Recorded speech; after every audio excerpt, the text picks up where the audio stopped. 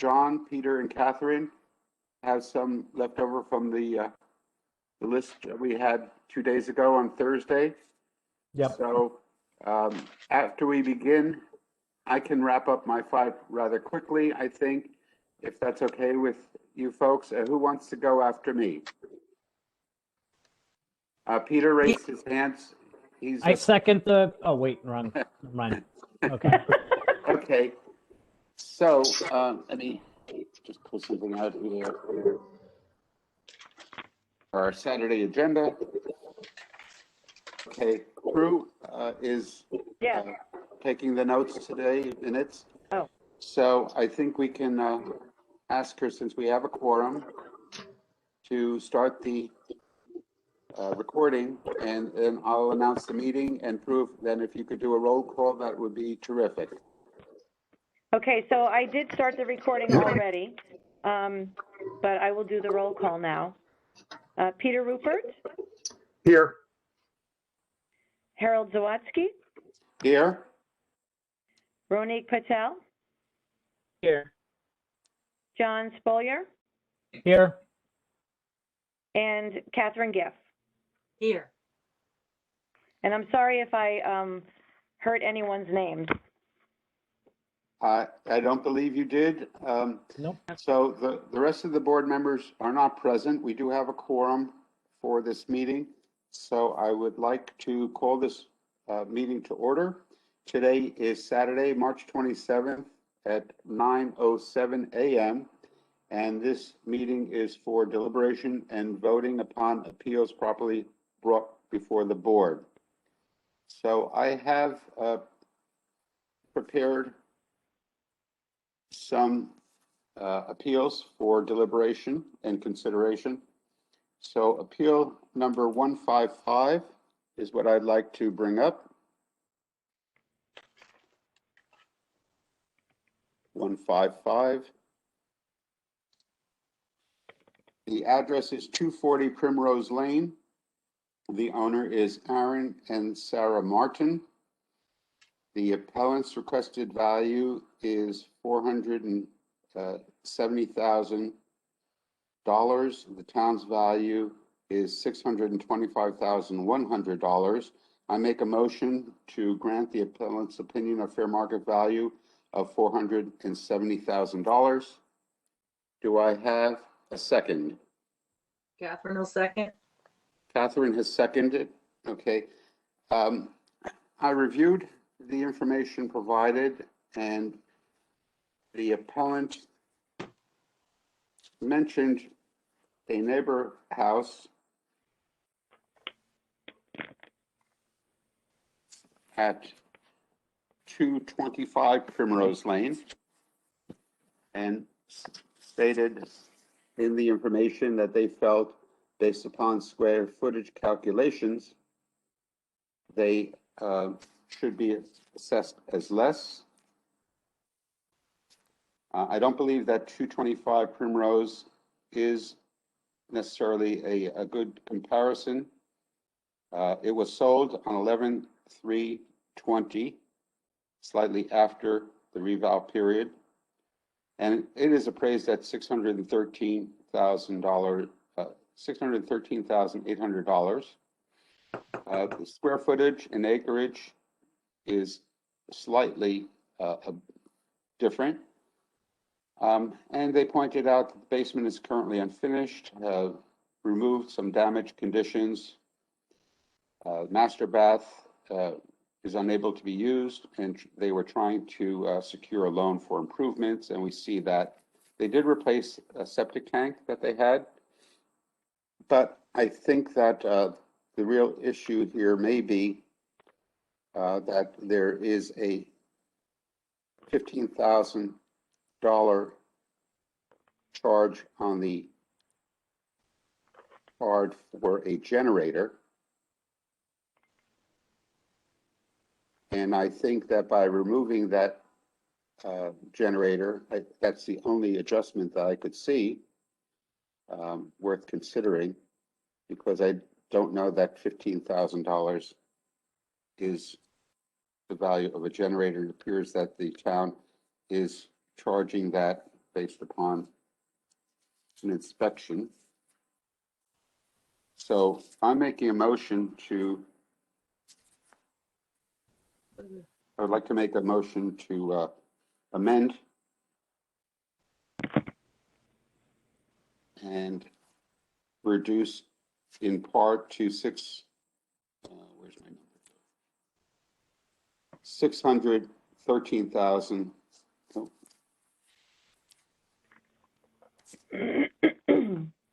While subtracting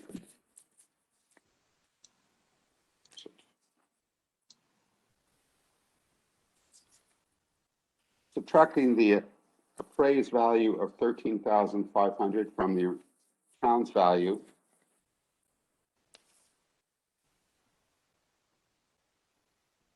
reduces the amount to 611,600.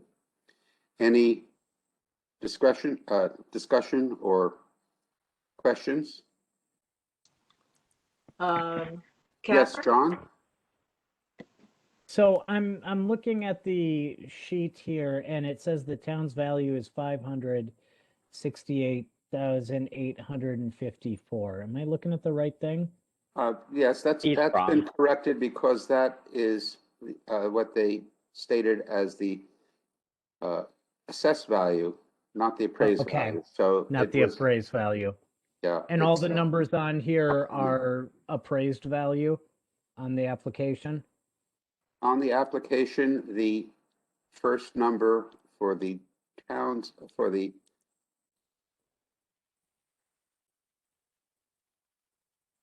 town's value, yes, is the Is the assessed appraised value not, or assessed value, not the assessed appraised value. value? That's correct. And the fair market value that they're asking for is the appraised value, not the assessed value. Correct? That's the opinion, fair market value. I think if we look into the information that was provided, they did indicate that they tried to secure a loan for $500,000 and they were unable to do so. So they're requesting a amount of $470,000,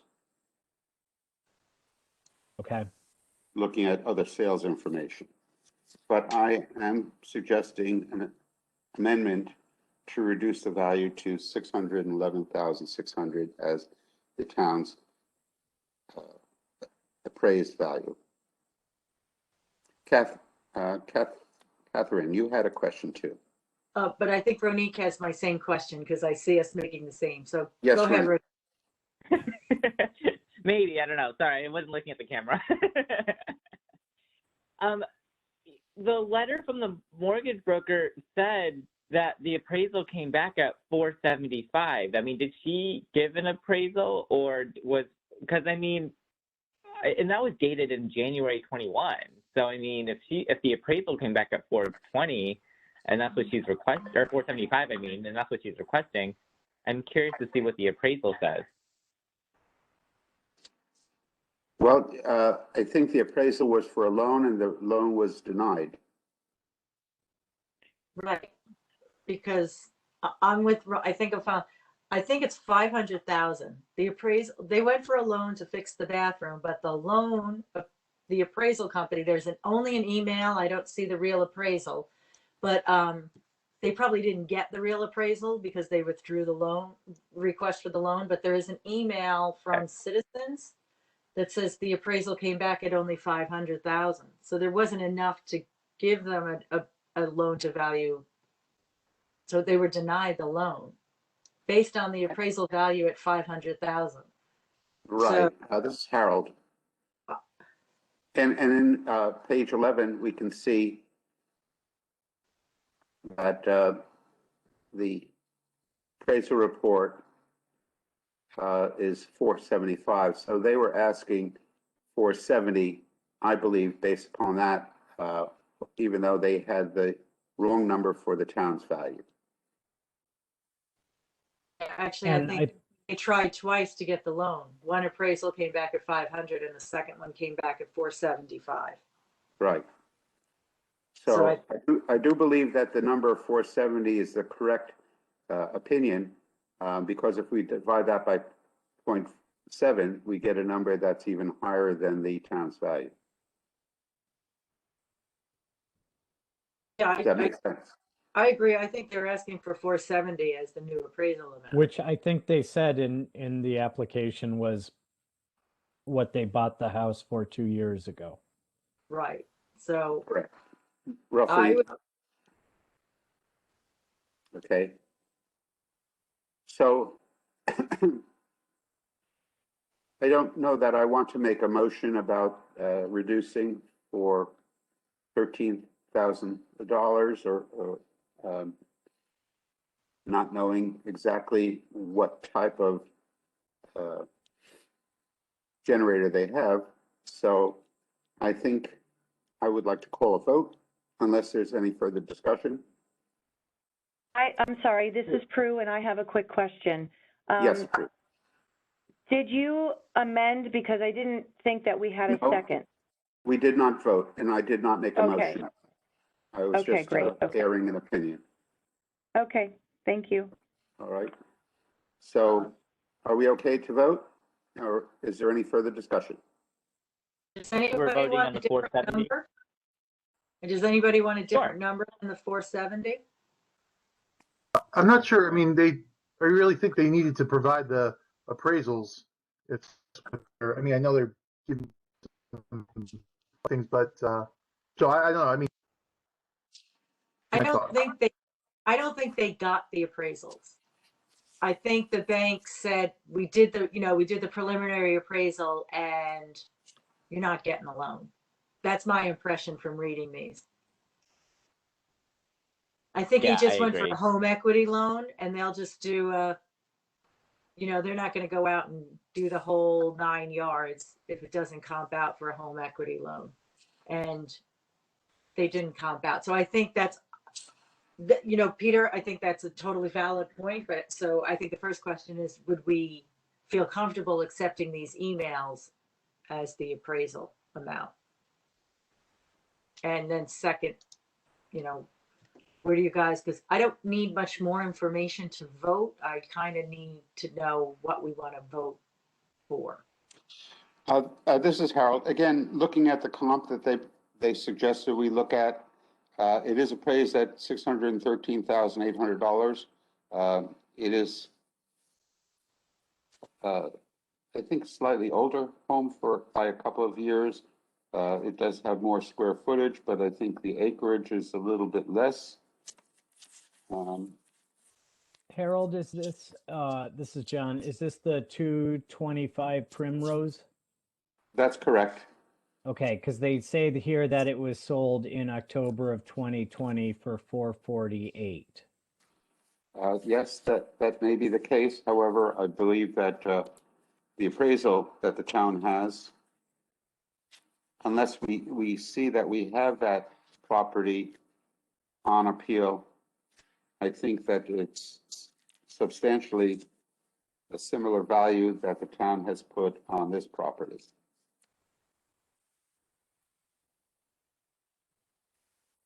So Okay. I'll call a vote. All those in favor of granting this appeal to $470,000, please raise your hand. All those opposed? Abstaining? The vote is 2 in favor, 2 opposed, 1 abstention. Yeah, so I guess that's a fail, right? That's a fail, yes. The motion fails. The requested fair market value opinion of $470,000 is not approved, Okay. not granted.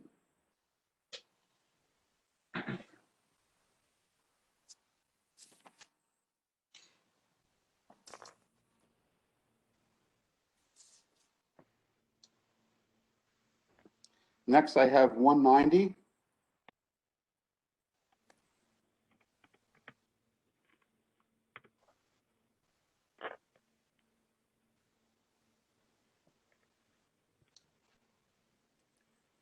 and just bringing up the information.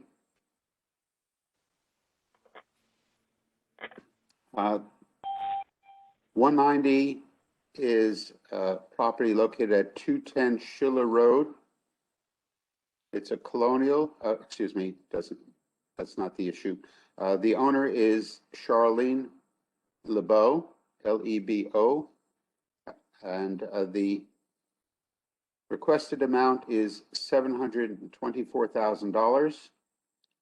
The town's value, again, I believe that that is not correct. That is a assessed value. The town's value is $724,100. I make a motion to grant this appeal to $724,000. Do I have a second? This is Veronique Veronique. I'll has second that. seconded. Veronique has seconded. So it's interesting that, again, the town's value that's on the petition happens to be the assessed value, not the appraised. And if we take the appraisal amount of $724,100, it's just about the same as what the requested value is. However, in researching this property, I look at the issue of the power lines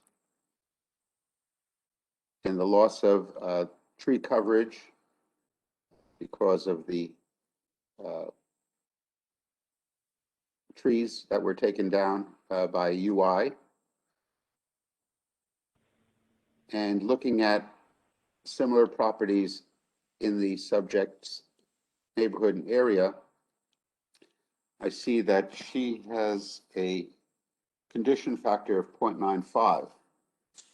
But looking at other homes, I see that they have a 0.9 condition factor, also due to loss of trees and exposure to the UI power lines.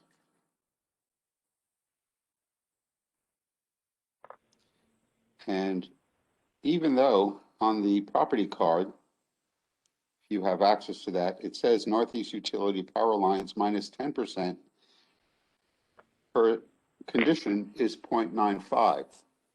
So I'm suggesting a reduction of 5 additional percent off of the town's value. And we can do some calculations there to see if we wish to amend to a number based upon a 5% additional reduction on her properties. Any comments or questions? Oh, she didn't give a value. Oh, sorry, this is Veronique. She didn't give a value, and you're just saying 5% just for the condition code, right? So what would that number be? Well, I have to do the math. So we take 5% of 373,700 land value. Let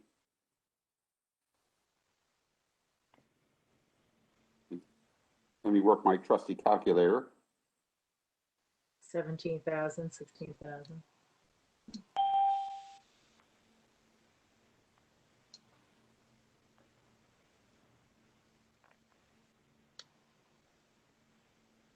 I come up with 18,685.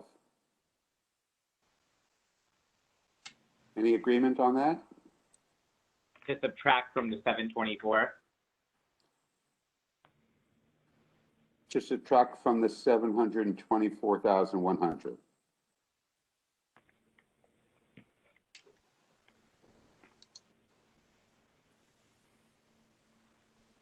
The town's value. 18,000 what? 18,685. So a motion to, so then we need to make a motion to amend the requested value to 705, or are we doing a partial? It would She be an didn't write the right- amendment to make an adjustment to the card, or to reduce the amount. 705. Let me just see what the total is, minus,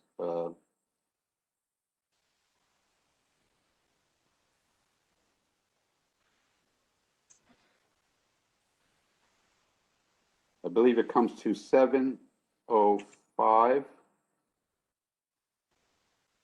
300. 415, rounded, it's 705, 400.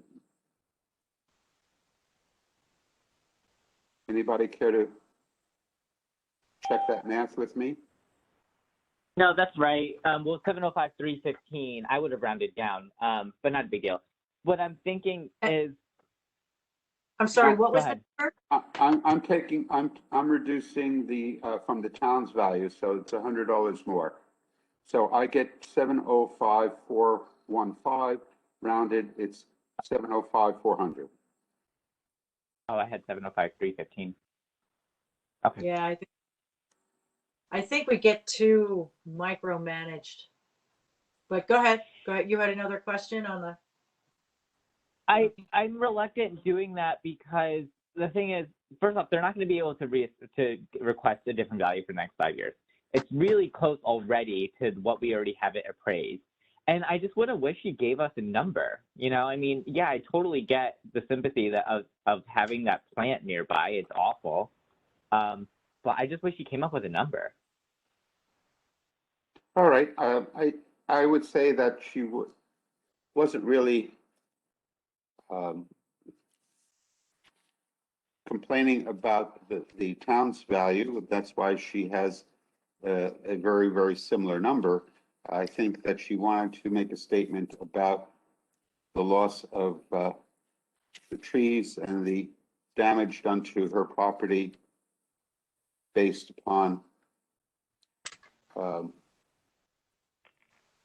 what she mentioned, conditions with the shed, no concrete foundation, and that the UI took down trees showing power station and Eversource's easement, and wanted to know if it is considered. It looks like it is considered with the notes on the field card. So I think we can vote on this.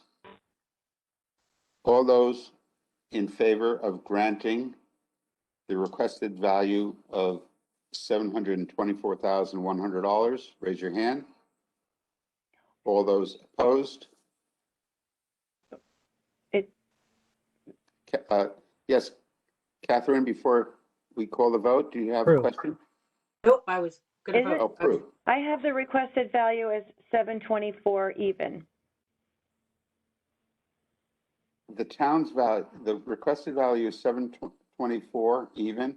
The town's value is 724, 100.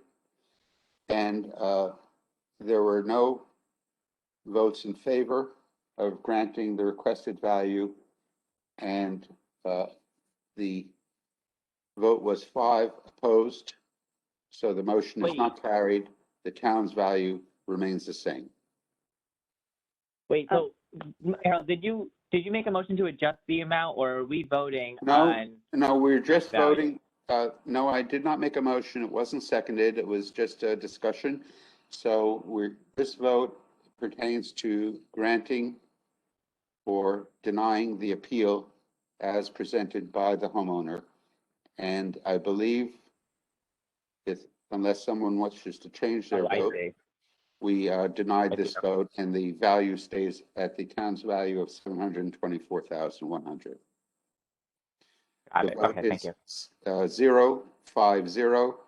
And Prue, could you please repeat the vote for the record? Okay, so on Appeal 190, it's been denied, and the vote is 0-5-0, and that is unanimous. Thank you. The next one I have, and I just will do 5, is 234, appeal number 234.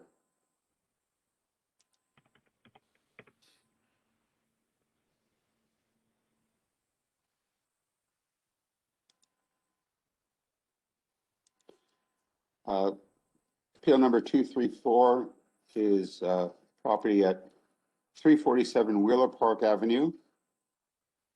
The owner is Bridget K. Holmes, Holms. And I make a motion to grant this appeal to the appellate's opinion of fair market value of $438,000. The town has the value of $449,200. Okay. I'll second it. Do I have a motion? To second. Who is that? This is John. John Yep. seconds my motion. The appellant has sent a lot of pictures showing age and wear and tear of her dwelling. The owner paid $440,100 in 2013. There were a lot of pictures included in the file showing condition issues. You wish to look through those.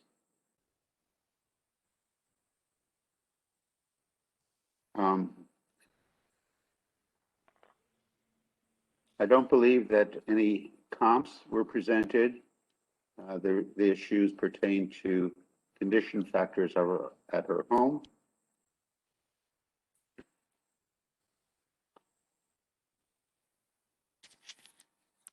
I did make a request of the assessor's office because she stated that the town has it at 7 rooms in her home, but she believes that she only has 6 rooms.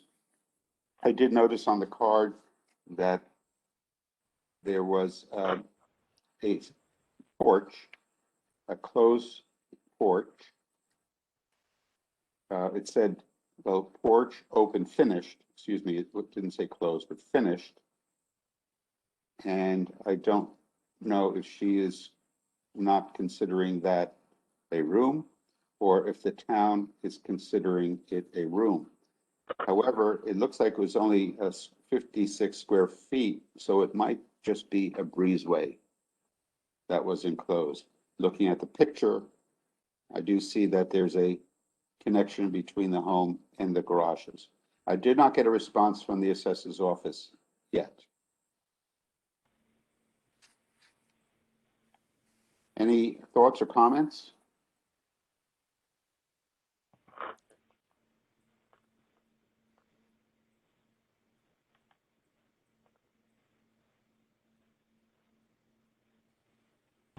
I would say that, I'm sorry, Catherine. I waited till, I'm looking at the pictures and so forth, and again, I'll go back to, I've said this before on some of them, they look like maintenance issues, this is not. Yeah, so I'm ready to vote, this is not. Okay, and I'll just add that I will leave it up to the assessor's office if they wish to make a change in the number of rooms or to reflect the actual number of rooms and even do an inspection if necessary and change the card accordingly. Okay, all those in favor of granting this appeal to the requested amount of $438,000, please raise your hand. All those opposed? 5 opposed. It's unanimous. The vote is 0-5-0. And Prue, could you please call the vote? Sure. So appeal number 234 has been denied with a vote of 0-5-0, with 5 opposed, and it's unanimous. Thank you. The next one I'd like to do is 411.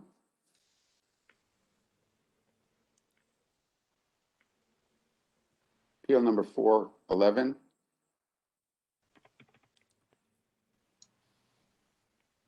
Property is 103 Palomar Drive. 103 Palomar Drive, and the owner is Brian and Diane Distasio.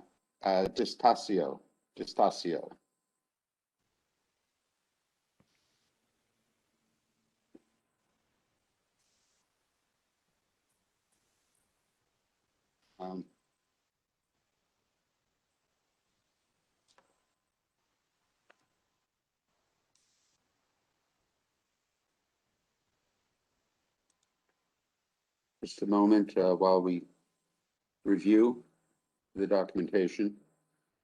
Do you make a motion, Harold? Not yet. I make a motion to grant the appraised value, the requested value by the owner of $520,300. And again, this is a situation where on the petition, the owner has listed the assessed values for both the town's value and the opinion value. And in adjusting those to the appraised values, we have a town value of $573,600 and a requested value of $520,300. I make a motion to grant this appeal in the amount of $520,300. This is John. Right. I'll second it. It's seconded by John. The appellant claims that his property has been overvalued by 9.29% compared to the average of his neighbors. And he pointed out that the most recent sale was 120 Palomar, but it has much smaller living space, and a number of pictures, I think, were included here. I'm not seeing pictures. No, Harold. no, no, not on this one. Sorry, my mistake. Is 120 Palomar the only one that There is a What? chart. was sold based on that chart? And what did it sell at? Or what did it sell for? The subject's property sold at, No, the 120, I think the only one that did sell. And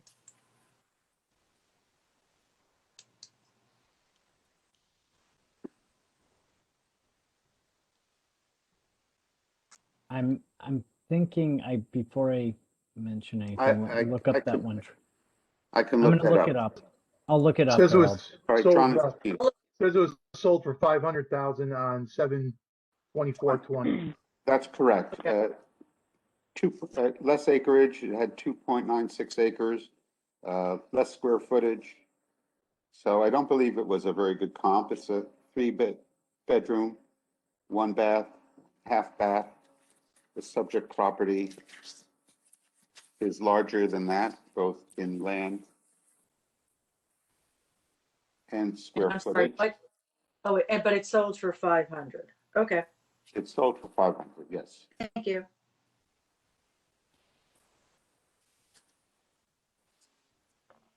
And this appellant is asking for a value of $520,300 as adjusted, since they stated the assessed value, not the appraised value. Any questions? And that's the 120 Palomar is the only one that was sold out of the Yeah. group. Everybody else is just neighbors. That's the one that the homeowner suggested we compare their home to. And again, they are doing calculations based upon square footage of their And the neighbors. average square foot. Okay. Yes. Yep, I noticed that. And this house, in 2018, a first-story family room was added at a cost of $135,000. So this house does have recent remodeling that certainly should improve the value of the home. $135,000 in just 2.5 years spent to provide additional square footage, family room, plus I don't know what the 1-S is, but it does show the amount of $135,000. Any further questions or comments? Okay, I will call a vote. All those in favor of granting this appeal, please raise your hand. All those opposed, please raise your hand. This appeal is denied. The appellant's value is not granted. It is denied. Drew, could you please call the vote? Sure. Appeal number 411 has been denied with a vote of 0 to grant, 5 opposed, and 0 abstentions. Thank you. So it's unanimous. Sorry. Yes, unanimous. Thank you. All right, the last one I'll do, and before I hand it over to other board members to hear their appeals, is 508.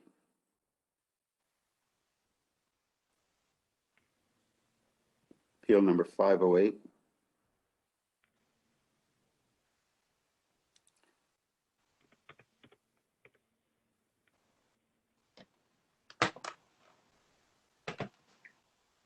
And this property is located at 501 Brooklawn Avenue.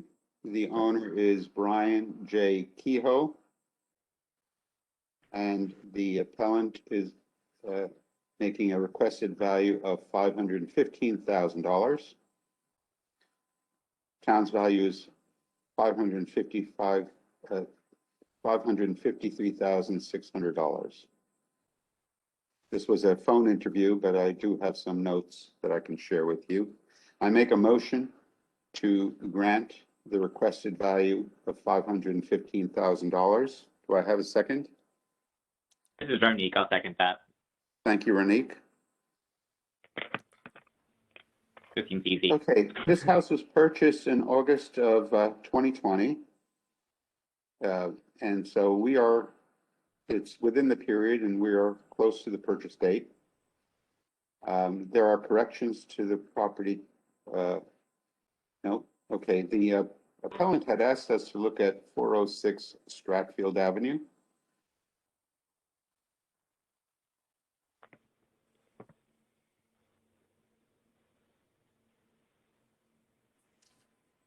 The 406 Stratfield Avenue, I believe, is still in the neighborhood. It is appraised at $536,400. It is in some, perhaps in better condition. It has a pool, and it did sell in November of 2020 for $604,060. Excuse me, it is in a different neighborhood code. The neighborhood code for this property is 86. And the owner's property of the subject home is still in neighborhood 85. Let me just confirm that.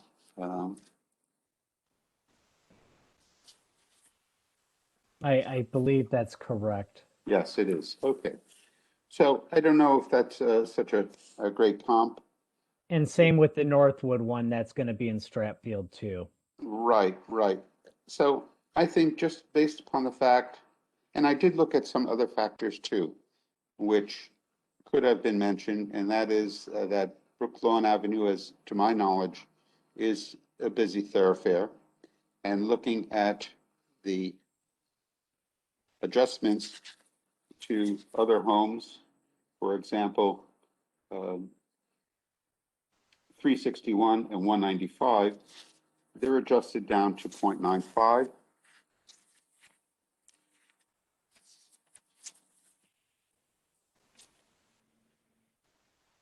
This home has a condition factor of 1. And I think that the assessor's office might want to look at those other properties to see if the traffic issue should be applied to the value of this property. I also noticed that at least 3 or other properties, 485, 861, 315, and 605, they have a value of 0.9. And that's certainly less than the condition factor that the subject property has. But given that this was purchased so close to the revow period, I'm inclined to grant to the requested amount of $515,000, even adjustments that are made for the condition for traffic on Brookline Avenue wouldn't take them much closer to that number. So I'm inclined to grant the appeal requested for $515,000. Any questions? Ronique? Yeah, it's the end of August anyways, too, right? It's not like beginning of August. So that's close to September, which is only really 1 month away. I mean, 515, I don't think it's unreasonable at all.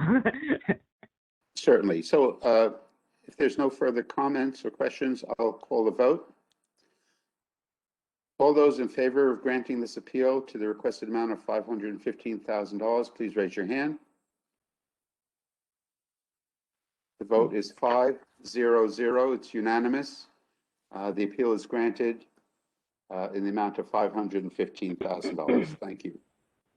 Prue? Okay, appeal number 508 is granted with a vote of 5 in favor, 0 opposed, and 0 abstained, so it was unanimous.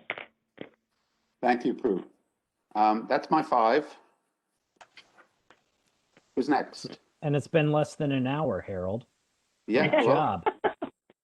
46 minutes. We're hitting on the below 10 Well, minute average. 40 minutes if you subtract the 7 minutes that we started. Good job. We're getting on a roll here. All right, let's see if we can continue and have a record for a 3-hour session. Peter? All right. We're going to start with appeal number 302.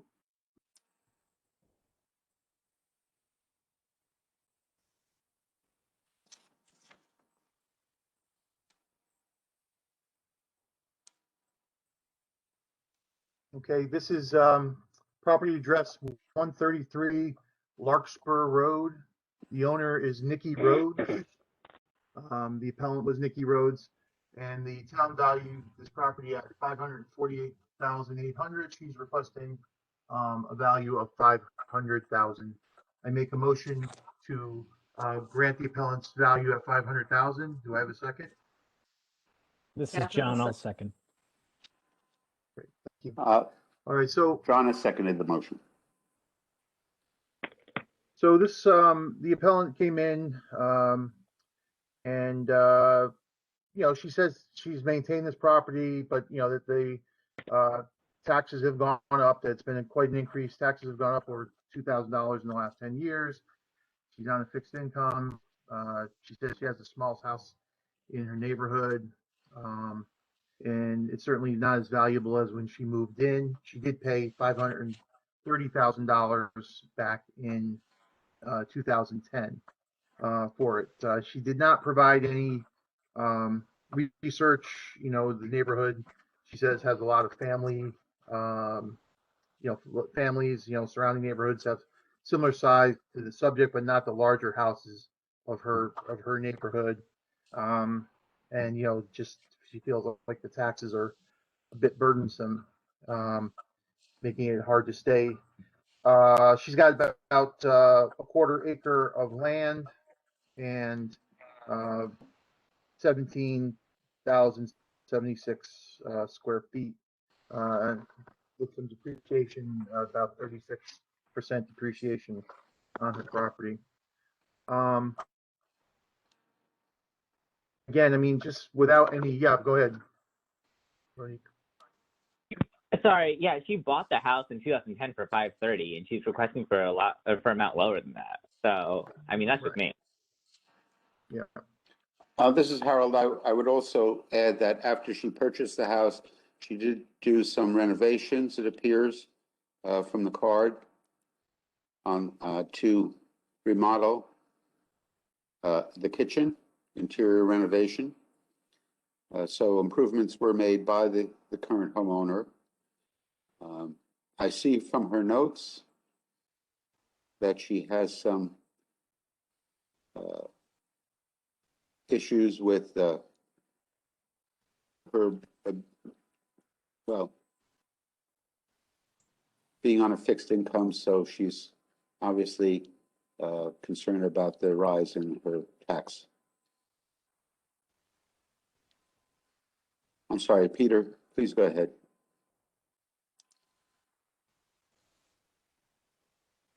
Yeah, so, I'm, that's pretty much it, right? She didn't provide any comps. So I'm, going to make a motion that we, well, actually, I'm going to make a motion that we're not making a motion. We made a motion. Let's vote. So do you want to call that, Harold? Yes, unless there's any further discussion, I will call a vote. All those in favor of granting this appeal, please raise your hand. All those opposed, please raise your hand. It's unanimous. The appeal is not granted. The vote is 0-5-0. It's unanimous. True? Okay, so appeal number 302 has been denied with a vote of 0 for the granting, 5 opposed, and 0 abstentions, which makes it unanimous. Thank you, Prue. Thank Peter, you. you wish to continue? Yes, I do.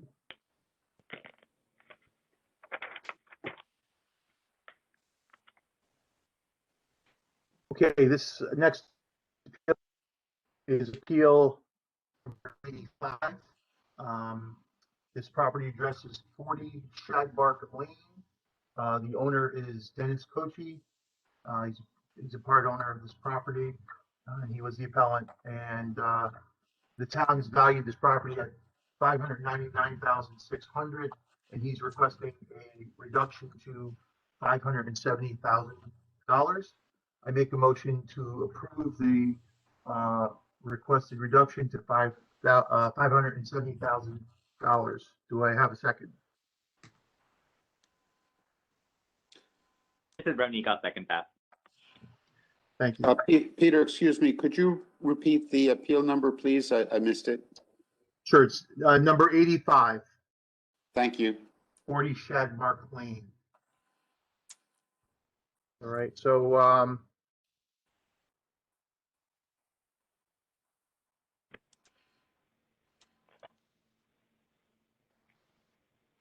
right, so the appellant says that there's some variation in the property. Some of them made by built by the same builders. Property itself has 0.221 acres, 2,309 square feet. It's 8 rooms, 3 bedrooms, 2.5 bath. It's got a depreciation value of it of 27%.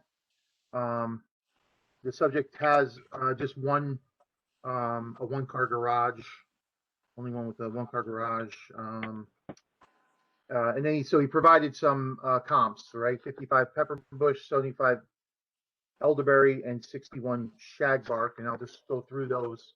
Pepperbush appears to be an unqualified sale.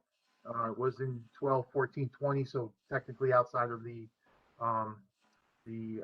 base period. And that sale was for $491,000. There's another one on Elderberry, which was 10/14/20. Again, I guess technically outside of the period, but that one sold for $579,500. $579,500. And then there was another one which was again outside of the base period, 1/22/19, so pretty far outside. And that was for $668,500. So he does say that he has, he hasn't done a whole lot of work. I asked him how he came to the 570. He said, one less garage than others. He's got original, wood windows. He does say that the property is severely sloped. I tried to look at it on the GIS, but couldn't really tell. But he says, 25 feet. He says slope of 25 feet. So, he says he's got, some skylights and a new deck. So I really, your thoughts, please. This is John. I'm looking at the previous assessment history on the card. And in 2019, he was assessed at 444,000, and it changed to 419,000 for the assessed value this year. So his assessment, which correlates to the appraised value, has already gone down with this revaluation. I just want to point that out. That's all. This is Harold. I can see from the photo that the house does slope down from right to left. There's a garage that's lower, but he knew that when he purchased the property. So I don't know that there's any condition factors there to take into consideration. Any further discussion? Yes, Peter, you said, oh, Catherine. go ahead.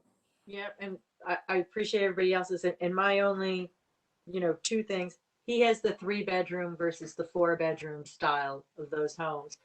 And the 3-bedroom is what sold, but as who pointed out, it's an unqualified sale. So that's the one that's the driving. I'm not sure a bedroom's worth, and he's only asking for like 30,000. Not to say he should ask for more, but yeah, that would be my only thing. And his assessment has already gone down. So I think he's in line of where he should be and what he's asking for. So All I'm right. ready to vote too. If there's no further discussion, I'll call the vote. All those in favor of granting this appeal, please raise your hand. All those, Ronique? No, sorry, no. Just jumping the gun. All those in favor, please raise your hand. In favor of the appeal? I'm sorry. We have none in favor. I made the same mistake, Ronique. All those opposed, please raise your hand. The motion is not granted. The appeal is denied. The vote is 0-5-0.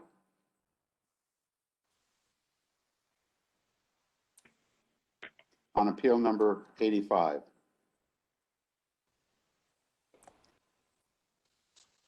Thank you. We have another Peter. You're going to beat my record. I want to say I'm impressed with the focus, which is great. It's really showing, we're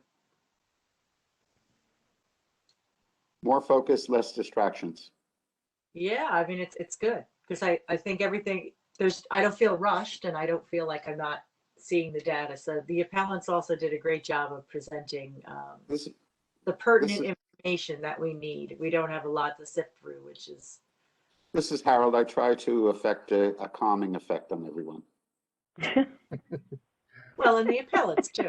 All right, did I fill the space? Okay, Peter, you going? All right, thank you.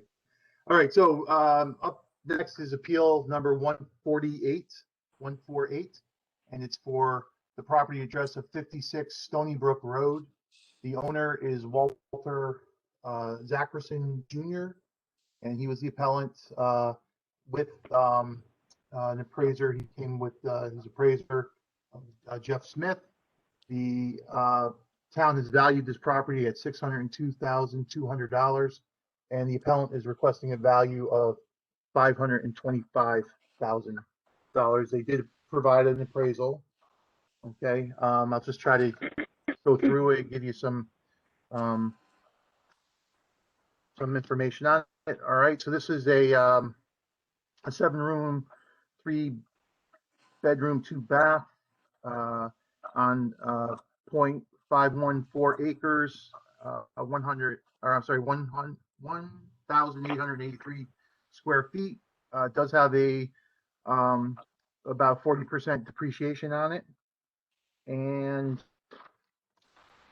he provided the as I said, he provided the appraisal, which came in at $525,000. All right, and the comps that were used, there were 6 comps that were used. Two- 249. Excuse me, I might have missed it. This is Harold. Did we make a motion and was Oh, it seconded? Sorry, did not. No. Got carried away there. All right, so I make a motion to grant the appellant's requested value of $525,000. Do I have a second? This is Harold. I'll second. All right, thanks. All right, so the first comp is a property that 249 Figler.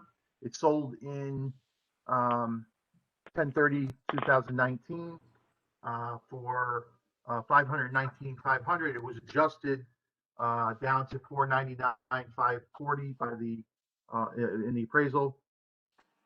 This was a smaller piece of land, but obviously there's some adjustment already being done for that. So then also Brookmere Drive, which was I don't see the sales date on that one, but it was adjusted down to 532. Peter, What was that, John? Brookmere was on 8/11/2020. Okay, thank you. So that was an adjusted down to 532,100. And again, obviously there's adjustments there, but that is a smaller piece of property. There was another one on High Lawn, and that one seems to be an unqualified sale. That was 9/16/20. Again, adjusted to 531. Then you had North Benson, which was adjusted. This was sold on 3/13/20, and that was adjusted to 514. I'm sorry, 90 Carroll Road. That was sold 10/2/19, and adjusted down to adjusted up actually to 514,900. And then finally there was a 37 Ross Hill Road, which was 7/14/20, and that has been adjusted to 492,160. So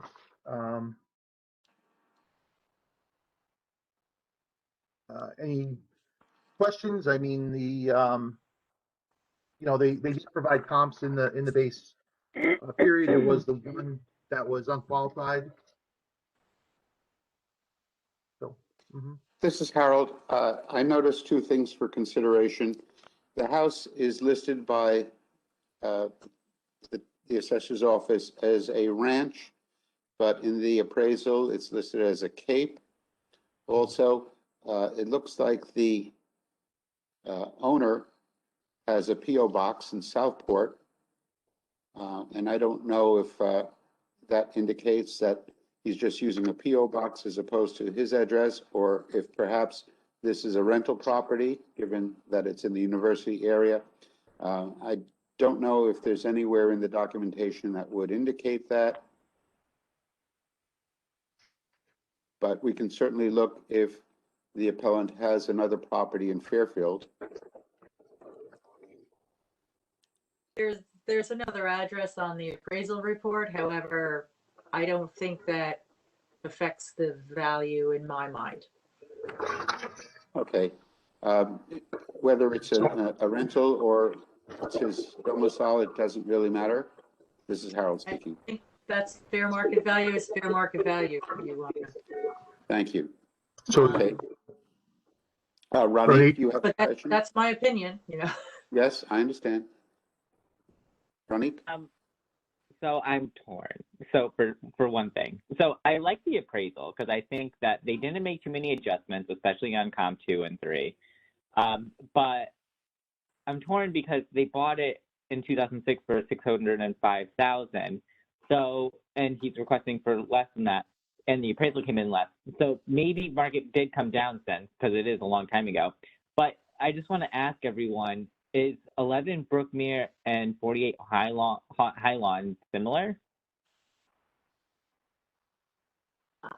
I'm having That Stony Brook's yeah, it's a beautiful street. It's true university.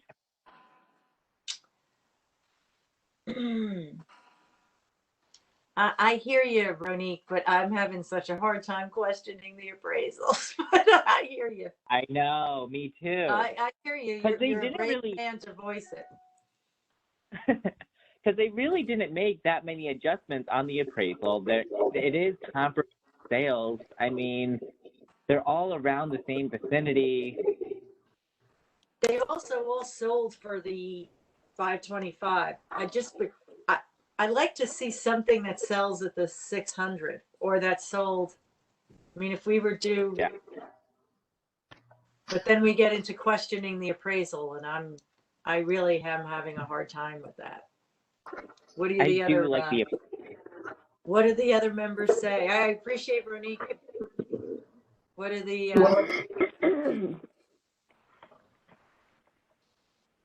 I mean, I guess my only, question would be, just the fact that, I mean, is this, you said, Harold, you saw that this was a ranch?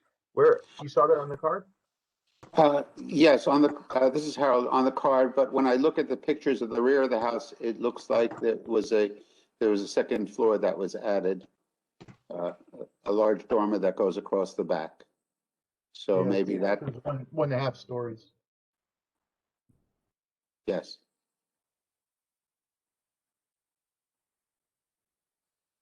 I do like the appraisal. I know. All right. If there's no further discussion, I'll call a vote. All those in favor of granting the requested amount in this appeal number 148, please raise your hand.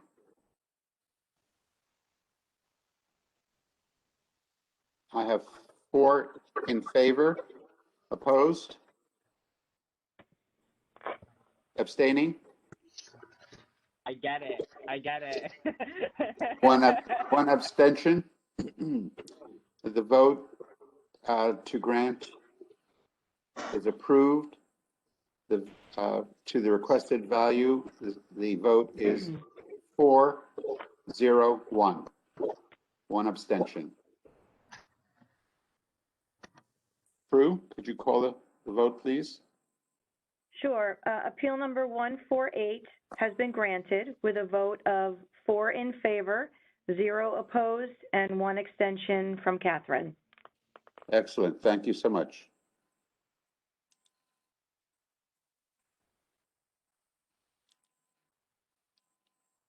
Peter, you wish to continue?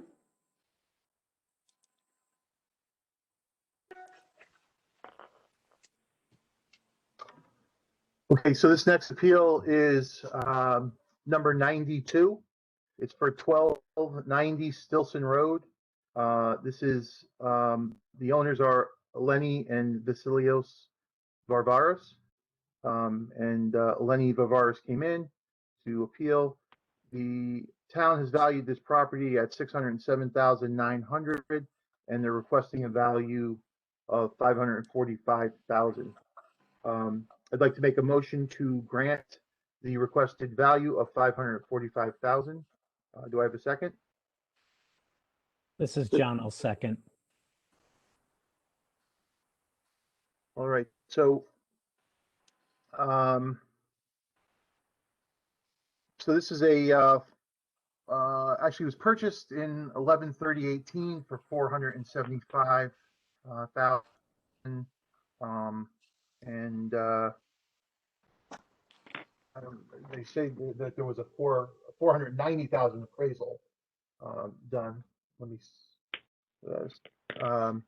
Anyway, so this is a 1,440 square foot. It's about it's 0.48 acres, and it is it's a Cape, 1970s Cape, and it's two bedroom. All right, so they did provide a chart of some comps. I'll go through those momentarily. It does seem to have a about a 29% depreciation. All right, so they did provide a list of comps here, and I'll just go through them. All right, so 222 Stilson Road. All right, this was, oh gosh, why don't I have, hold on one second here. Peter, I guess I'll ask the overarching question: are these comp sales? I'm Recent looking, sales? some of them are sales, yeah. Okay, I'm just looking for the date on the first one. For some reason, I don't have that. I can find it for you. Yeah, that, so 222 Stilson. Anyway, that's you know, a little bigger property, and acreage. It does have some, it's got 70% depreciation on it though. And it's got some condition, it's Wait. a 0.7 condition. Yes, sir. This is 222 Stilson Road, right? Yes, that's correct. Okay, so it was sold in 91. I just want to point that out. And I'm looking at the picture, and having driven Stilson Road so many times, I am somewhat familiar. And I look at the picture, and I would hope that the appellant's house is not in the shape of disrepair as this one is. Right. Yeah. Yeah, it has, let's go ahead. I think the italics on their letter, I think the ones in italics are the ones that sold. So I'm going to guess. Thank you. Green Knolls, and he does have, I had to pull it up in preview so I could read it because it's scanned in sideways, but he just verbally, he doesn't have a chart, but he has the verbiage, the information in the verbiage. And All he right, pulled up, so- these are all Whoops, bedrooms. I'm sorry, Catherine. So Green 42, he says in his report, or she, I'm sorry, but in the letter, 42 Green Knolls Lane, which is a 2-bedroom side street, much quieter side street, sold September 2020 for $525. With central air, quiet street off Stilson Road, updated eat-in kitchen, and extra room on the main floor with 135 more square feet of living. Has a finished basement and a 2-car garage and 2 bathrooms.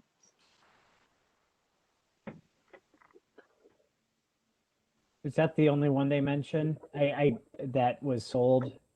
Well, I'm just No, I reading have through several it. sales. Yep. Okay. And it also has an additional fireplace. And it sold for $525. So, okay. And then the next one, in addition, they provide verbiage on 31 Old Spring, sold in 2018, but was used by his assessor in 2018 as a Well, comp. are you saying 31 Old Spring? Because I have a Yes. sales at 413. 413.20. I'll Oh, take okay. a look. Well, I'll maybe look I that haven't up. read the whole thing. I'm reading through the verbiage. So go for it, Peter. Yeah. Who's ever putting that in? Yeah. So, I mean, so for Old Spring, that 31 Old Spring, I have a sales date of 413.20 for 487.5. This is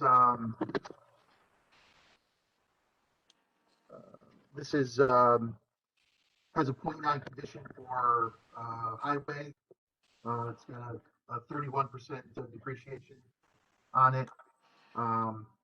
It is, you know, smaller piece of property. It's only 0.1 acres, and it's about 1,400 square feet. The 42 Green Knolls, that's was a sale on 9/16/20 for 425,000.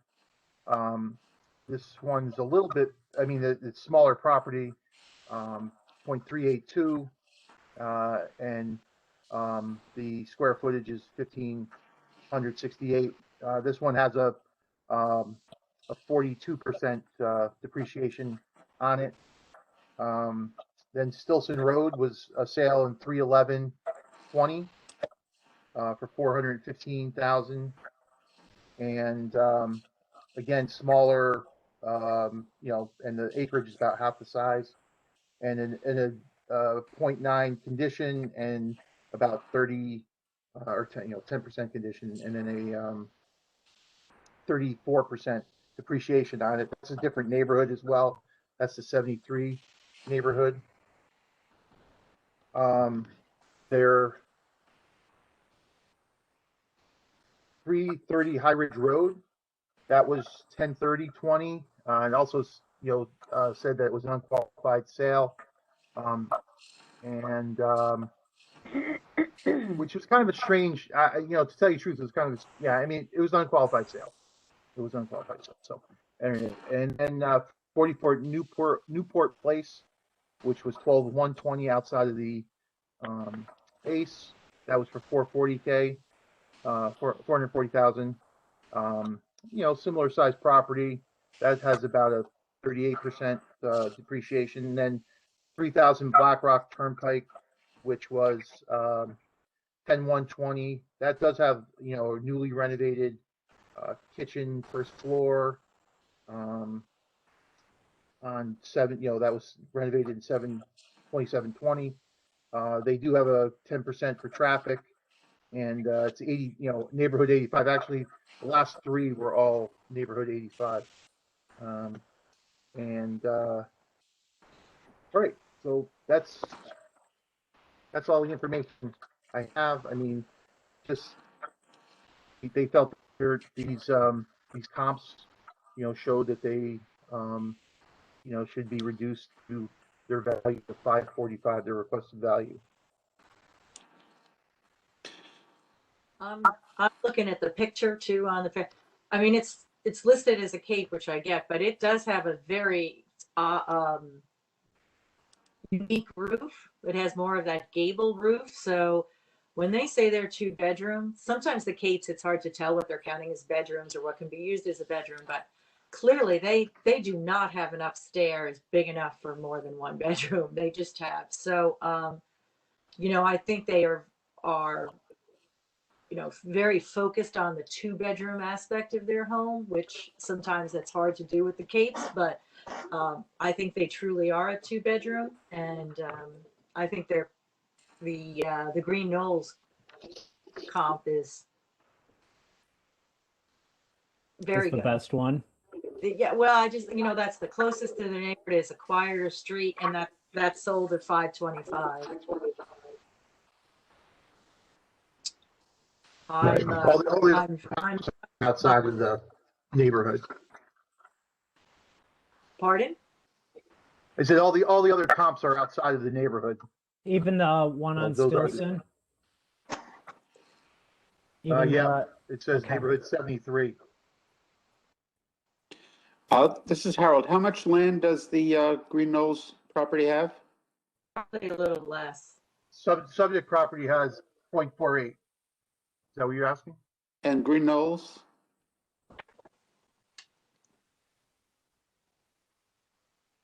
Green Knolls actually Green is a big Knolls has lot. 0.382. Thank you. And you know, the Old Spring, the other one in the neighborhood, only has 0.115.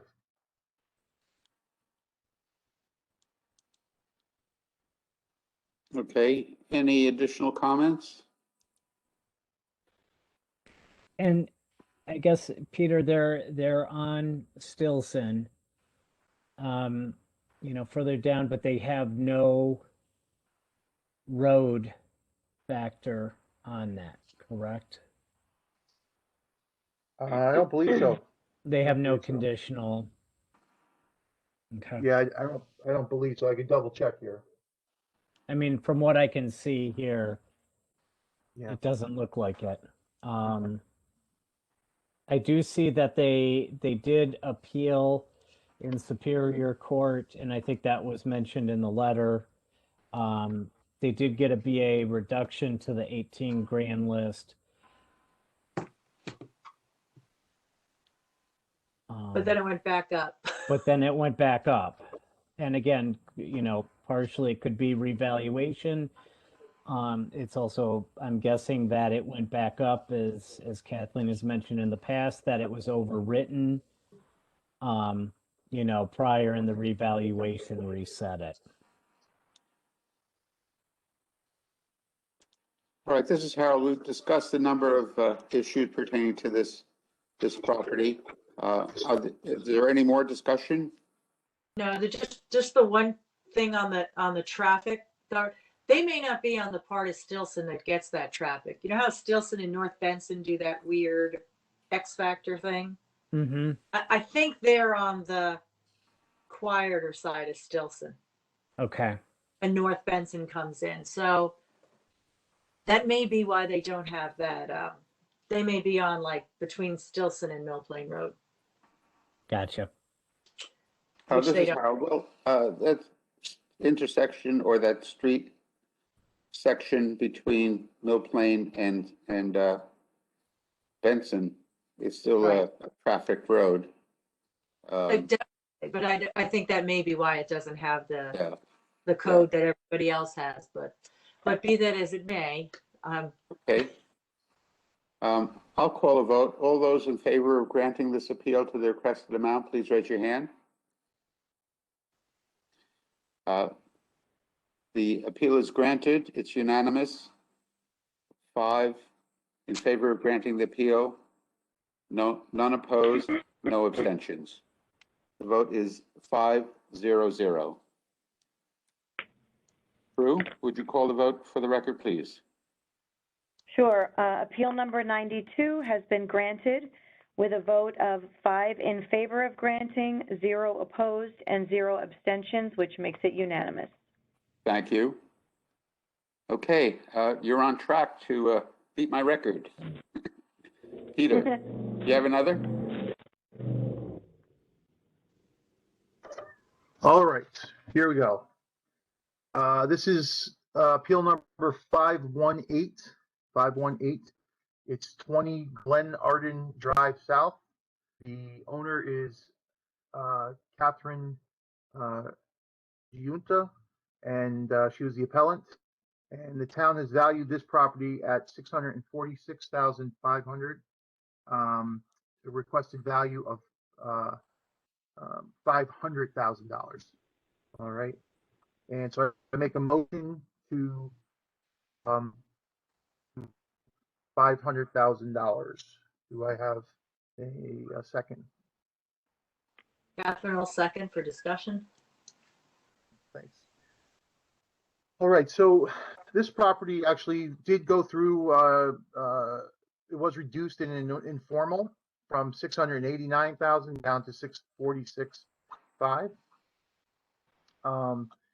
It's a split level that was purchased in August of 20 for $499. And they have, they have an appraisal for 36% appreciation on it. It's a half, nearly a half acre, 2,121 square feet. So it's 10 rooms, 3 beds, 2 baths. So they did have an appraisal in here.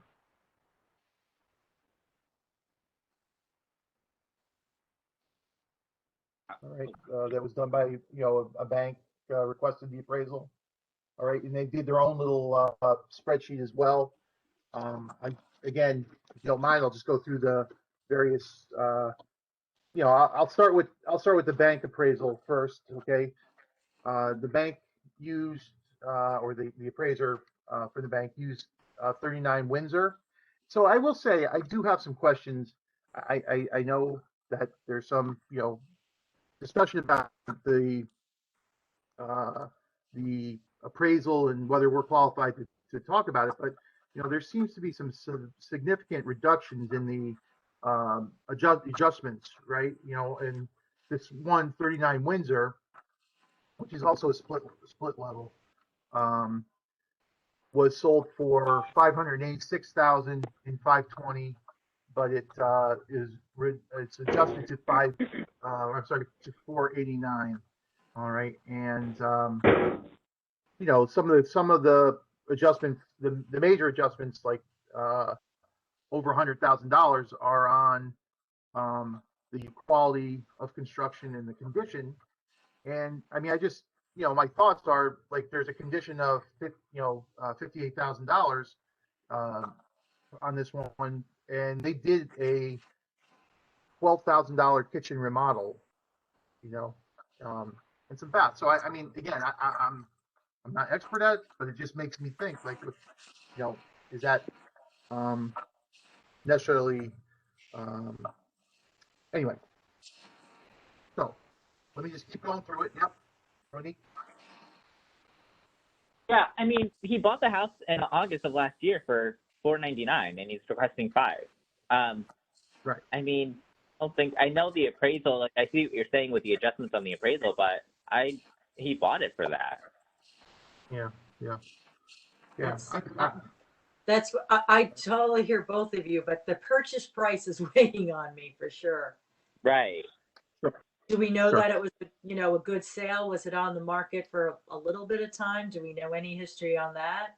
I don't know. But Yeah, I mean, I know it was a qualified sale. That's all I know.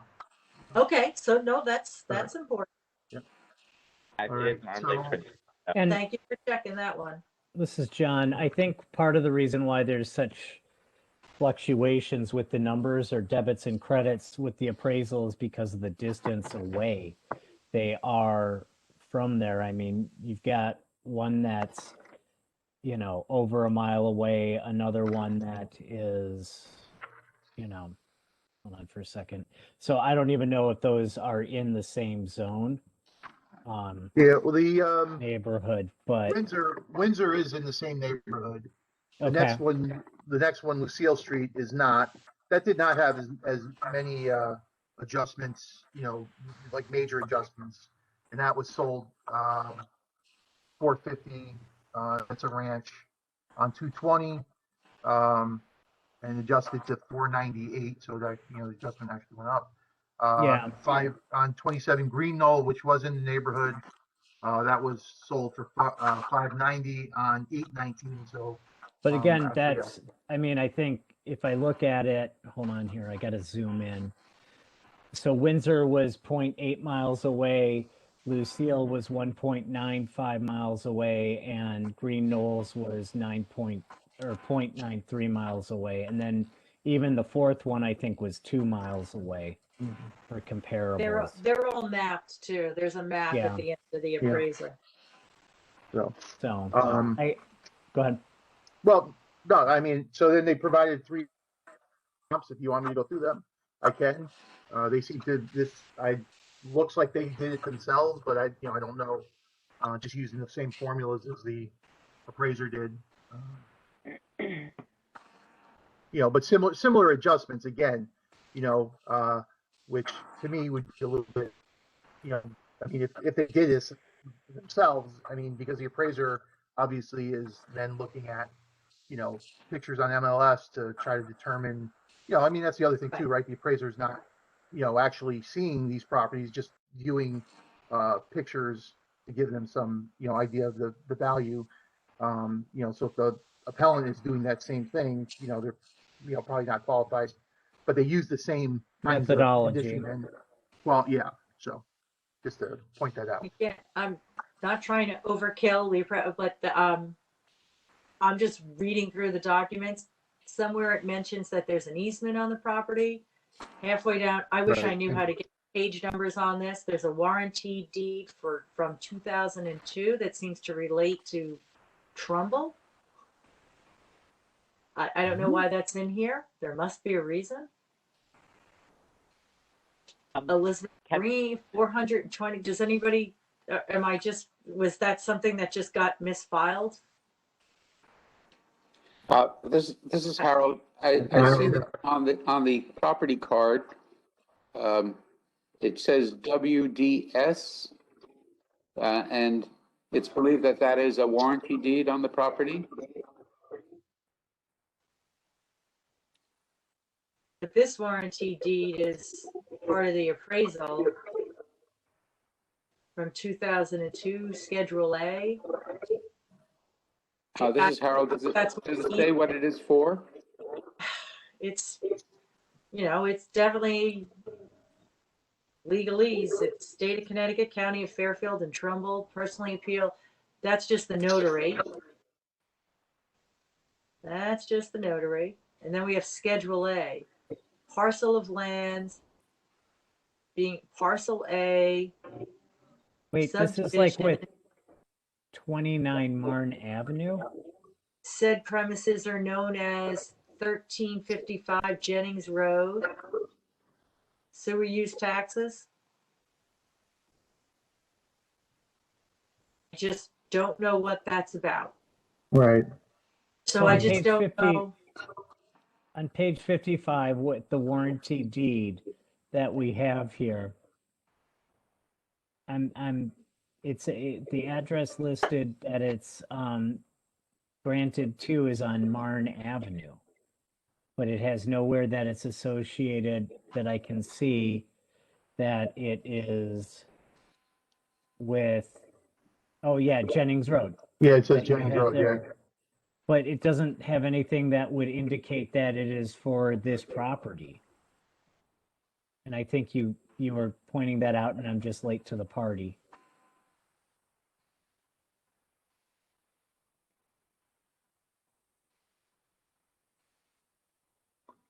Yeah, I don't have any addition, information on that.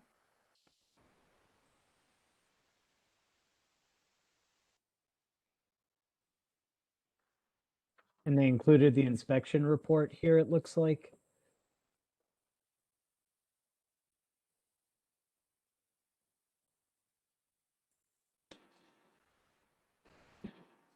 Well, I think I'm ready to vote. Yeah, I am too. Catherine, you're muted. My dog was acting as the doorbell, sorry. That the subject property, 20 Glenarm Drive, was on and off the market for 6 years prior to the purchase. And then they purchased during the pandemic because of the home sales. So I'm good to know that why, at least it was out there and that they got the $4.99 was probably conditioned. So sorry if I diverted, I didn't mean to get off our. This is Harold. All comments are welcome. So I will call a vote. All those in favor of granting the appeal to the requested amount, raise your hand. The appeal is granted. It's unanimous. 5 in favor of granting the appeal, 0 opposed, 0 abstentions. The vote is 5-0-0. Thank you, board members. Prue, could you call the vote, please? Sure. On appeal number 518, I have that it was granted with a vote of 5 in favor, 0 opposed, and 0 abstentions, and it was granted to $500,000. Is that correct? The amount requested was, Peter? 500. Yes, 500,000 even. 100,000. Okay, thank you. So unanimous. That's correct.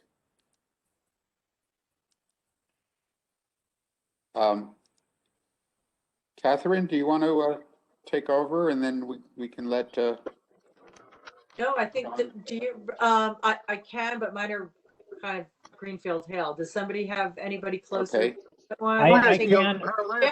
Harold, I have 2 more. You want me just to, Go for it. I mean, that's, All you. I have 2 more prepared. All right.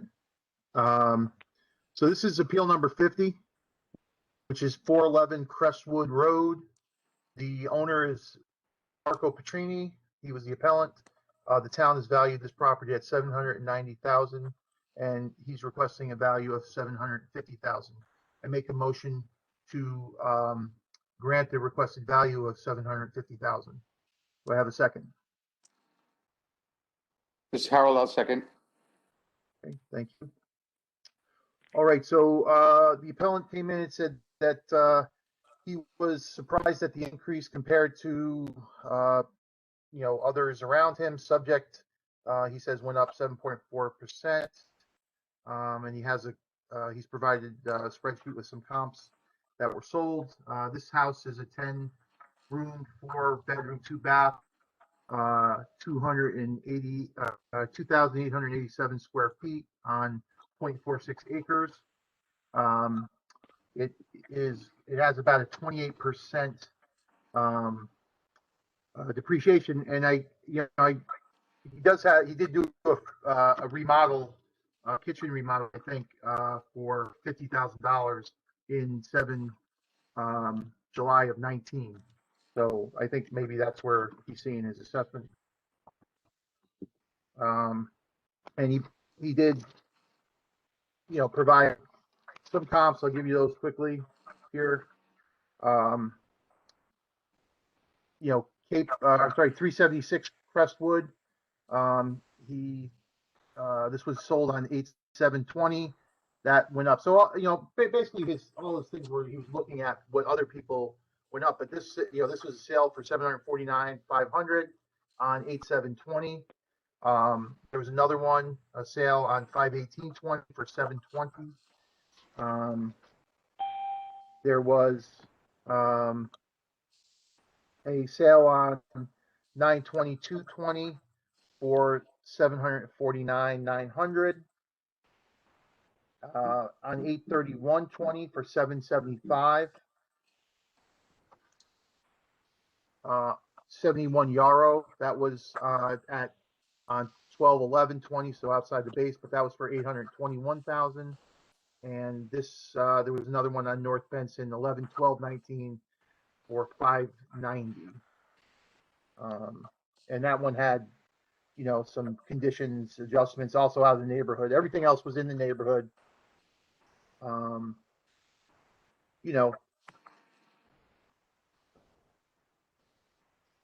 He did do that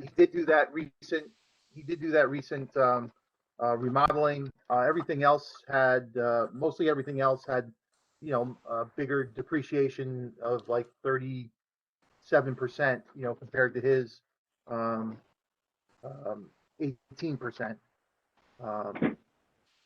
Except for the Yarrow. The Yarrow actually did not have as big, but that one also went for $821. So, what are your thoughts? Are there any questions? This is Harold. You said that the Yarrow property sold for $821,000? Is that, yes, in December of 2020. Right. Okay. Also, that is Also a smaller piece of property. Yes. And Okay. significantly larger with another bedroom and another bath and a half. This is Harold. Well, that would equate to the increase in Why, the that's sale price. In the sale price. Okay. Any questions? Hold on, I'm just looking at the comparables really quick. Just give me 30 I am seconds. too. All right. We can give you a moment because it'll slow down Peter's pace and he won't win the pool. Okay. Not that mean, there's a right- pool to begin with. No, we just want to make sure everybody gets their time. Yeah. And gets a fair shake. Absolutely. Anything I'm looking at 376 Crestwood, and the appraised value for that is pretty darn close to the sale price. Right. There on that one. Let me just check. I want to check the other Crestwood. I don't know. Ronique, Similarly on Crestwood, 344 Crestwood, same, very close. Knollwood, the sale price is actually above the appraised value. Stony Brook, it's also above the appraised value. yeah, he has the assessment here. I wish he had the appraised know. value in another with- column. That way we could see where these sales came in. Generally pretty close. Yeah. But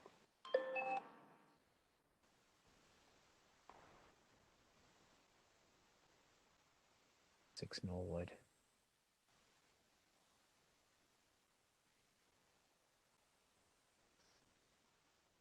And Crestwood is on one side of Jennings, the side that's closer, I think, to I-95. And Stony Brook is away from that. It's on the other side of Jennings. So that's on the higher end, that's sold at 775. You know, to be pushing it higher, coming in lower than that. Okay. Ronique, I've decided to open in preview and be able to do rotate. Easier to rotate my computer screen than my neck. This is Harold. I see Ronique has some comment. Yeah, I'm good. My neck is hurt from this one. So I looked at 376 and 344 Crestwood. Both of them were qualified sales. Both in great shape, and both I think are so similar in so many different ways. And I'm actually kind of comfortable with it. I mean, I'm surprised 376 sold for that much higher, but I don't know. I'm okay. All right. Voting or the assessment or? Oh no, I'm okay with the value. So All right, which, this is Harold. well, I'm sorry, Well, Ronique, which value are you comfortable with? What he's requesting, 750. And despite the fact that he's got like this newer remodel, he did this, you know, I mean, 16, 19. 344 is in really good shape too, and it sold for less, and it has more land, and also more baths, and same thing with 376 and 344 both have more baths, and they're both in really good shape. I can see 750, but then I hate that it's so close what we have it appraised at. But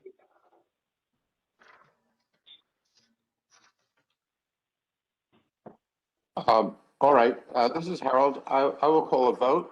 All those in favor of granting this appeal, please raise your hand. It's unanimous, 5-0-0. The appeal is granted on appeal number 50 to the amount of, was that $750,000? Yes, $750,000, appeal number 50. Appeal number 50. The vote is 5-0-0. Prue, could you please confirm the vote? Yes, excuse me. Appeal number 50 has been granted with a vote of 5 in favor, 0 opposed, and 0 abstained. So it's unanimous to $750,000. Thank you, Prue. Peter, you said you might have one more? really quick, Catherine, are you using a Mac? So if you want to look at page numbers, if you hover over like the bottom of the page, there's like a little black thing that pops up, and there's a button that looks like a square with like almost like a little stamp on that little corner. If you click on that, it'll open the preview version, and then you can see the page numbers there. Oh, the preview version. Yes, that's what I've been doing, even for the rotation. But it took me a while, but thank you. Okay. Yes, thanks for that. That's what I need. Okay, all right. So this next appeal is appeal 231. 231. The property address is 154 Brookmere Drive. The owners are Robert and Jean Maresca, and Mr. Maresca was the one that came in to appeal. The town's valued this property at $1,119,000, and they're requesting a value of $943,000. I make a motion to grant the requested reduction to $943,000. Do I have a second? This is John. I'll second. John has seconded the motion. All right. So this one does have an appraisal with it that came in at 943. So just some things about the property itself. 9 rooms, 5 bedrooms, 3.5 baths.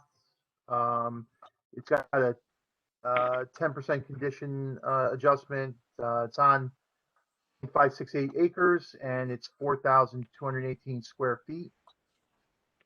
It did have, so just looking, it did have like a 14 years ago, a second story added.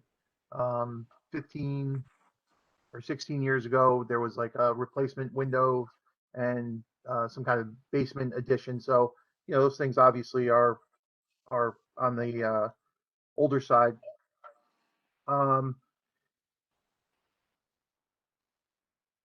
So let me just go through some of he provided some comps. All right. He does say he can, you know, that there's some maintenance that needs to be done. He says he loves his house. He loves the neighborhood. There is some leaking though. And I believe there were some pictures to that. One fireplace he says is not working. The baths are original. He can hear I-95, which is about a quarter mile away, you know, especially during the winter months. So let me just go through some of his comps. This is John. I just want to note on the field card, it looks like this is the third revaluation period in a row that the appellant has appeared before the BAA. Yes, that's correct. Did they mention anything about that? About why they keep coming back? Other than Yeah, they they actually did talking not, to us? except for they did go to an informal, and there was no change in informal. Okay. So counts that were Crestwood. Let me see what number. 344 Crestwood. All right, this was a 518 20 sale, 520 sale. For and it's been adjusted by the appraiser up to $934,200.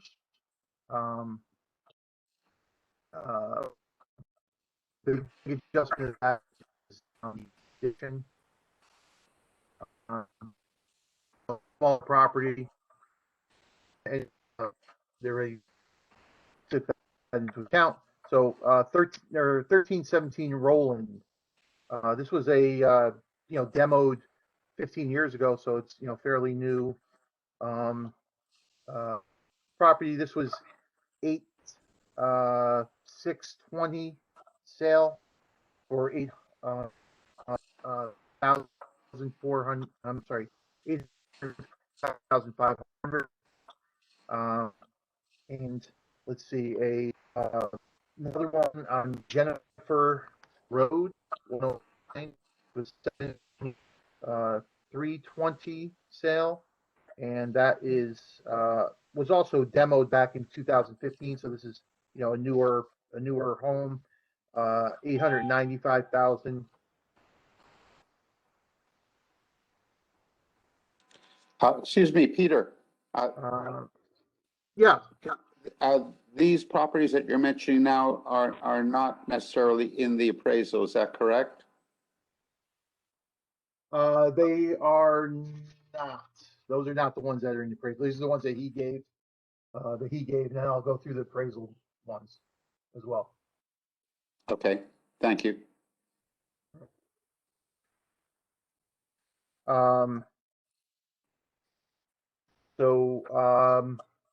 High Street, 797 High Street. This was an 8/21/20 sale for $890,000. Some adjustment there for traffic. Also, you know, new construction demoed in 2013. This is 89 Adley, was 1120 for $880,000. Again, another demo building or a property. 179 Partridge. Yeah, that one's, that's pretty far out of the base period. That was a 2001 sale. So then,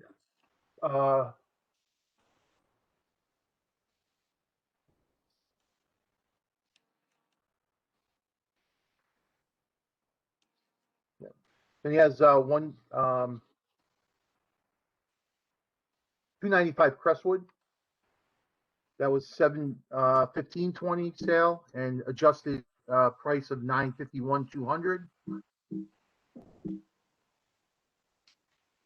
And then 189 Edge Hill Road, which was an adjusted, that was 964,500 on 6/10/20, and then adjusted down to 949,800. This is John. I just want to get, if somebody can confirm or correct me, but Brookmere Drive is only 1 block long, looking at the map here, correct? Probably. Okay.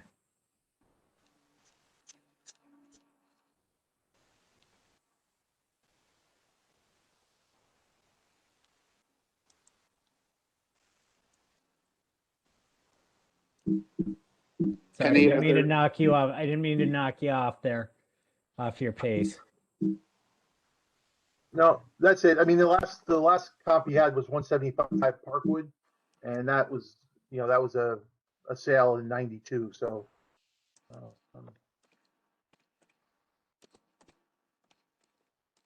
so any thoughts? I'll see if I can answer any questions.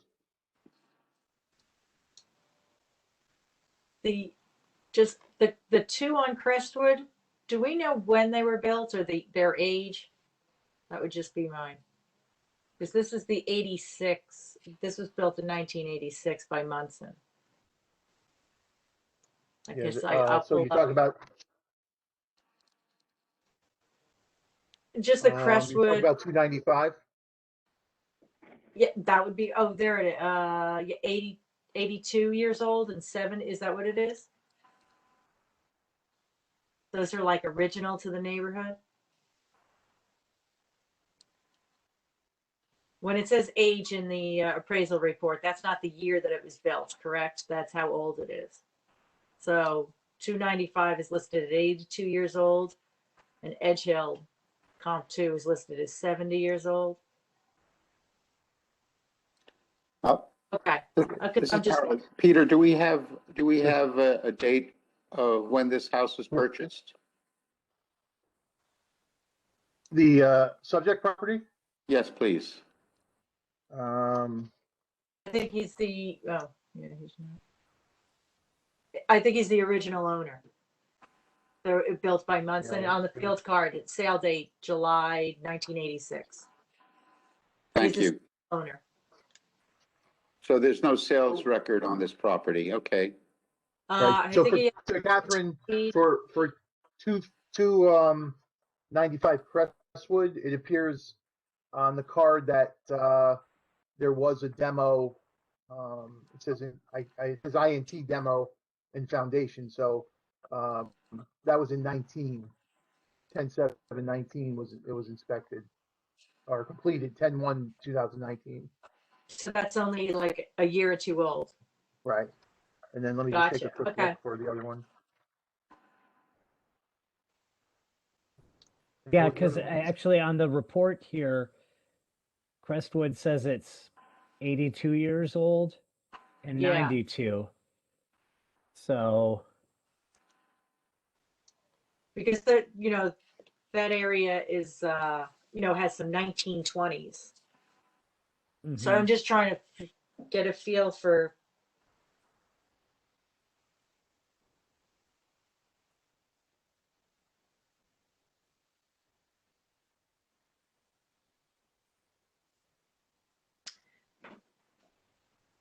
Okay, no, that's, So the first one, the 344 Crestwood, it appears to be the, original home, which was, Okay. Thank you. 28 or something. Yep. It's just, yeah. Okay. And this is Harold, and the value of 344 Crestwood was, with the adjustments, came in at 934 to 200. okay, and the appellant is looking for 943. 43. Yep. Okay. I'm going to call a vote. All those in favor of granting this appeal to the requested amount, please raise your hand. I have 3 in favor, opposed.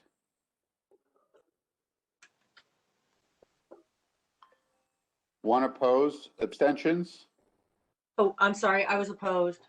I'm sorry. I missed my opposed. I have We got 2 opposed. corrected. We have 3 in favor, 2 opposed.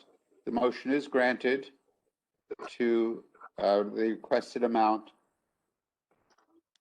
of $943,000.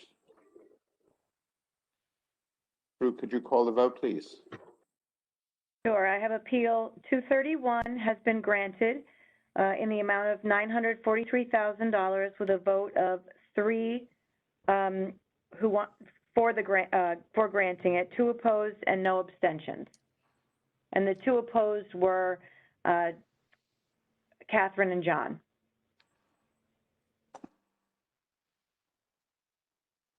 That is correct. Thank you very much. Okay, Peter, thank you very much for doing those. I'm going to hand it over to John now to work on your list. Thank you very much. Okay, the first one I want to do is number 491. The appellant is Justin Bortelli, who is also the owner, or is the owner. The property address is at 136 Borowski Road. The town has a value of $544,200, and I would like to make a motion to grant the appellant's requested value to $455,000. Is there a second? Ronnie seconds the motion. All right, thank you. Okay, so on this one here, we kind of talked about a similar situation earlier in the morning here.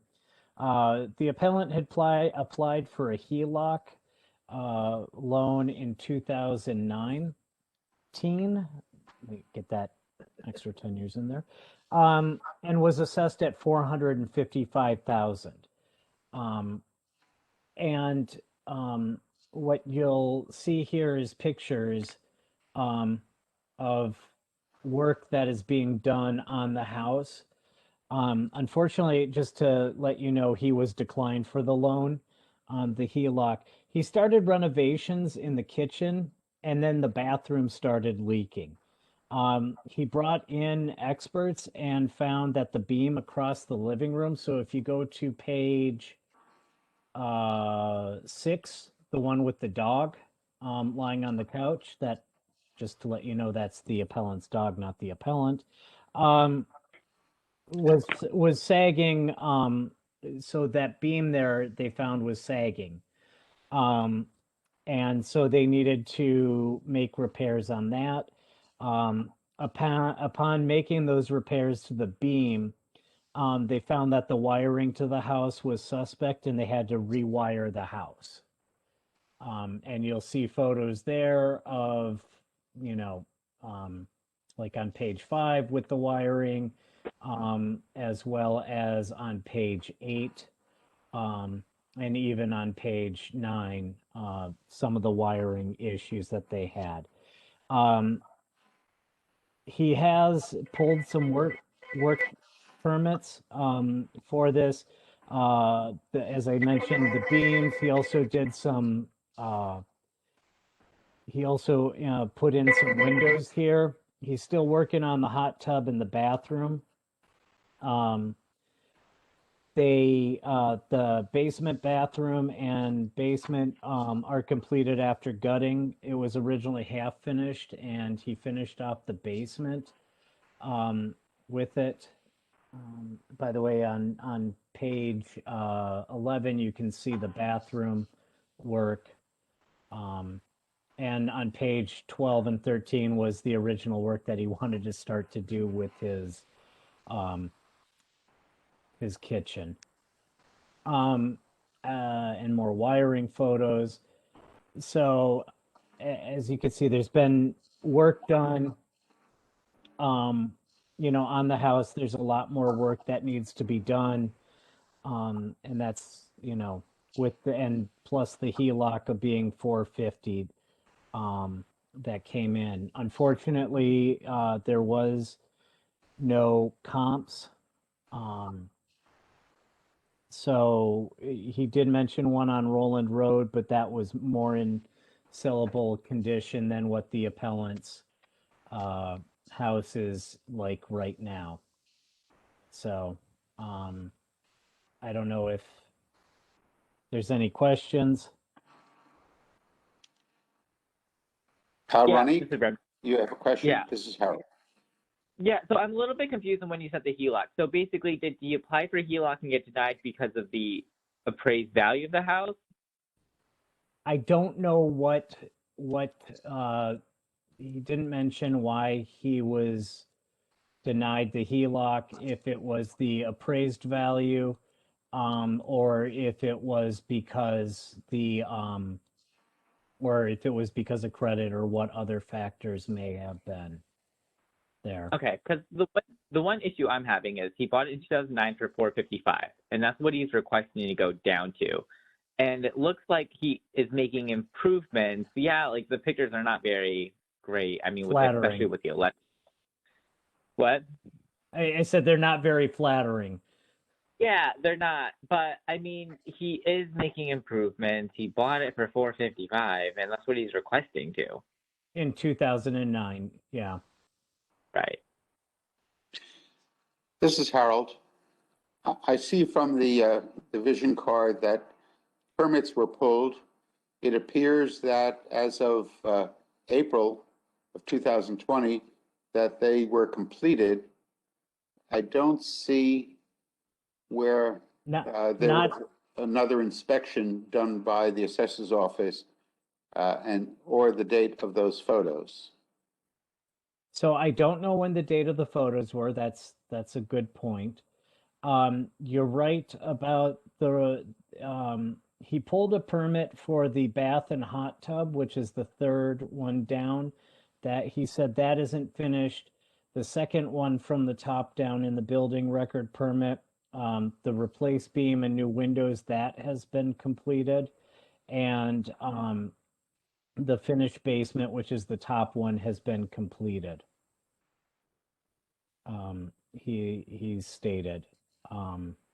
So I'm assuming that the building it says building permit listed, but it doesn't say inspected. I see what you're talking about in the visit change history. Correct, Harold, is what you're pointing to? Pardon? So what you're pointing out here is that the last visit change history is on 5/4/20, right? And all it is building permit listed. It doesn't have that they have come in and certified or made adjustments with the beam and the windows and the finished basement based on the field card here. This is Harold. I think that by denying this appeal and requesting that the assessor conduct an inspection to see what the current condition is, that would either support or change the fair market value. I'm just suggesting that that be considered. So, because we don't know if those photos are prior to the repairs or after. I also noticed that there are solar panels on the roof, and I wonder if that, well, that would have affected perhaps more the attic space and not necessarily the first floor or the beam issues that they have. So I'm not sure. I'm not sure how to do this, if we lock it in for 5 more years, or if we deny and seek further inspection to determine the condition and make adjustments accordingly. Eventually, the appellant is going to have to get the permits closed out, I would assume. And Yeah. therefore, at that point, that would change the appraised value up or down, I would assume. Correct. Anyone have any thoughts on that? I think that's valid. You know, Okay. it's just, we can't, he's like in the middle of a construction project, and I don't see that he included the appraisal that he was denied for, which was included on a previous property and still not granted. So I'm inclined to follow Harold's lead. All right. This is Harold. I'm going to call a vote. All those in favor of granting this appeal, please raise your hand. All those opposed, please raise your hand. I have 4, no in favor, 4 opposed. Any abstentions? Catherine, excuse me, how do you vote? I voted against, I'm sorry. Thank you. I see your hand now. The appeal is not granted. The vote is 0-5-0. It's unanimous to deny this appeal. Prue? Okay, appeal number 491 has been denied, and the vote is 0 to grant, 5 opposed, and 0 abstentions, which makes it unanimous. Thank you very much, Prue. John, do you wish to continue? I do. I would like to do appeal number 164. The property is located at 235 Zost Drive. The owner is Alex William LaRosa, and they are, and the property again is 235 Zost Drive. The town's value is 460,800, and I'd like to make a motion to grant the appellant's fair market value opinion of 430,000. Do we have a second? I see Peter seconding the motion. Thank you. Okay, so in the file here, what you'll see is that they have, starting on page 2, are some comps that they have. The first 3 are on the same road of Zost with the town appraisal.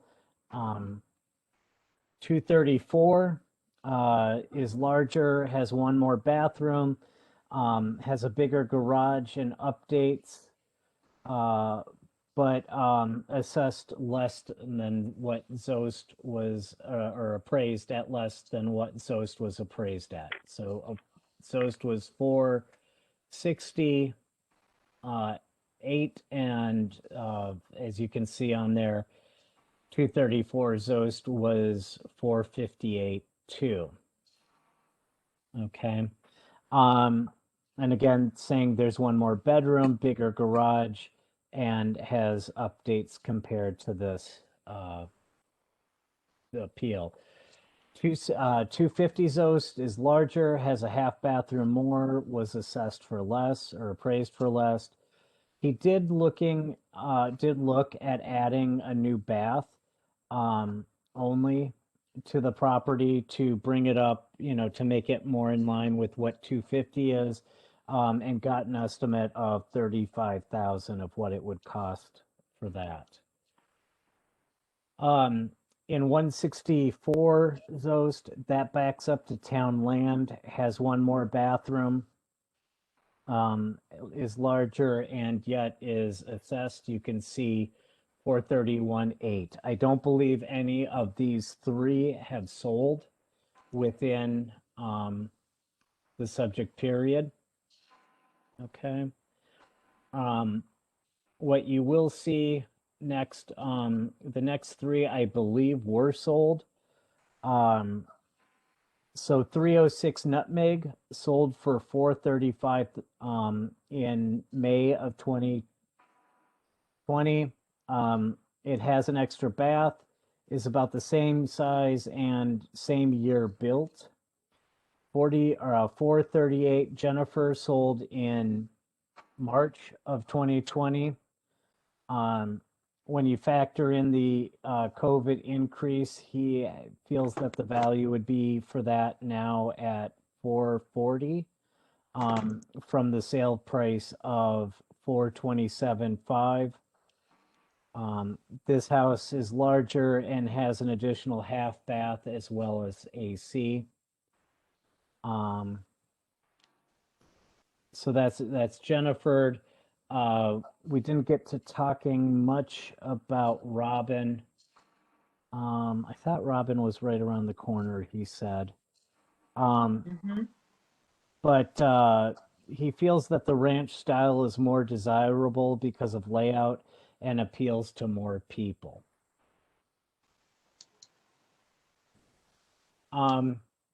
Any questions I can help with? Anyone have any questions? Ronique? Not necessarily a question, but so similar with this one. I mean, it just seems like they're going on appraisals.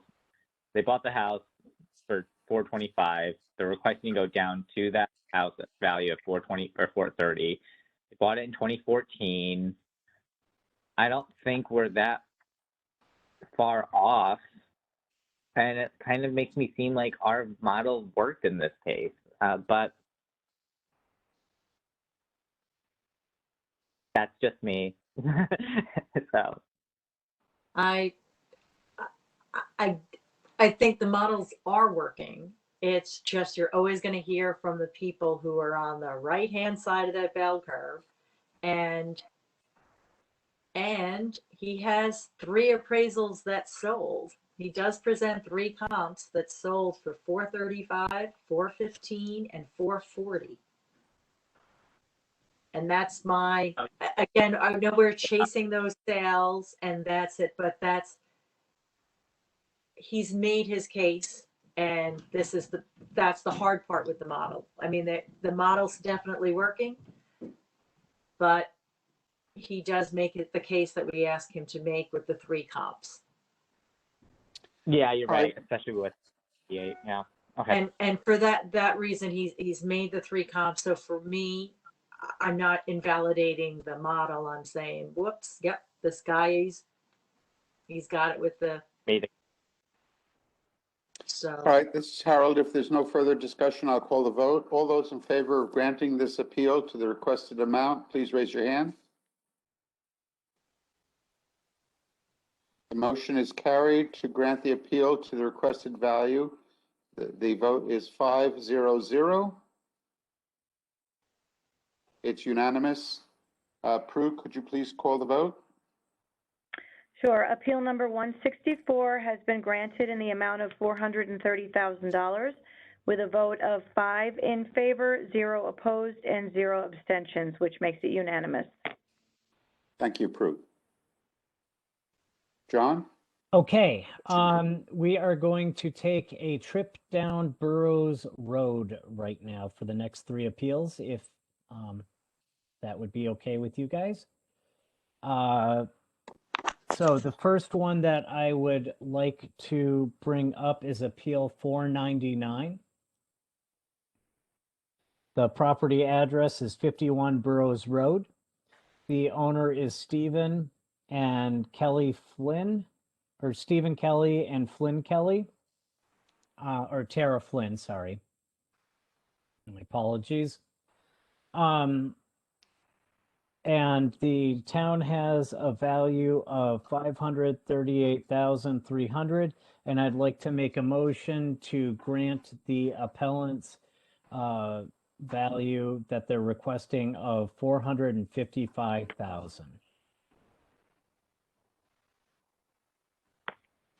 Is there a second? This is Veronique. I'll second that motion. Okay, thank you.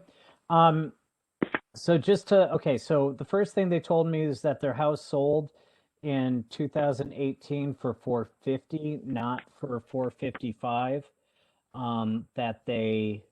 That's on the card there. Okay, and you'll see that in the notes on page 2 that they comment that there. They had to believe the value went, it was hard to believe that the value went up 86,000 in 2 years. They did, you'll see, if you go down a little bit further, they presented their appraisal as of 3/20/18. So I do think that that is a bit outdated. I'm assuming this was done when they went to get the loan, because it was Clear Capital, JP Morgan Chase is who it was prepared for. So again, because the appraisal is 3 years old now, I don't know if we can really consider that. They have the comps listed, or they pulled the comps for houses on the same road that are the same line, same size, sorry. But most did not sell in the last 12 to 16 months, so within our period. They said that their property wasn't in VGSI until now. I'm not sure about that one. I would have to ask the assessor why that would be if that was the case. They did bring in 2 comps though, while we were talking. 66 Burroughs Road sold in 10 of 2020 for 390,000. And 151 Burroughs Road, they said sold last month for 385 and is bigger than their house is. They haven't done anything with the land in 2 years and wanted to know why it went up.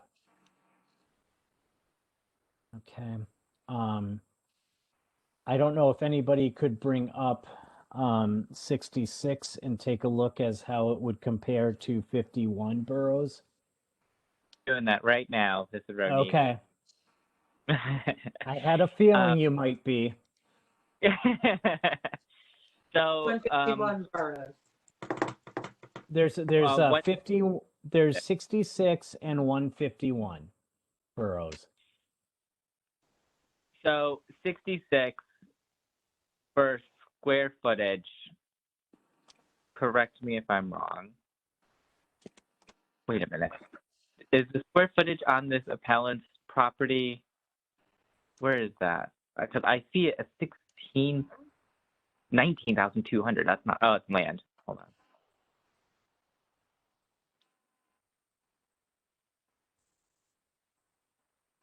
Okay. So the appellant's is 1,580 square feet. 66 Burroughs is 1,681 square feet. It did sell for 390 on 10/1. And was this the can't find one, was 66 the one that Paulette mentioned she had sold?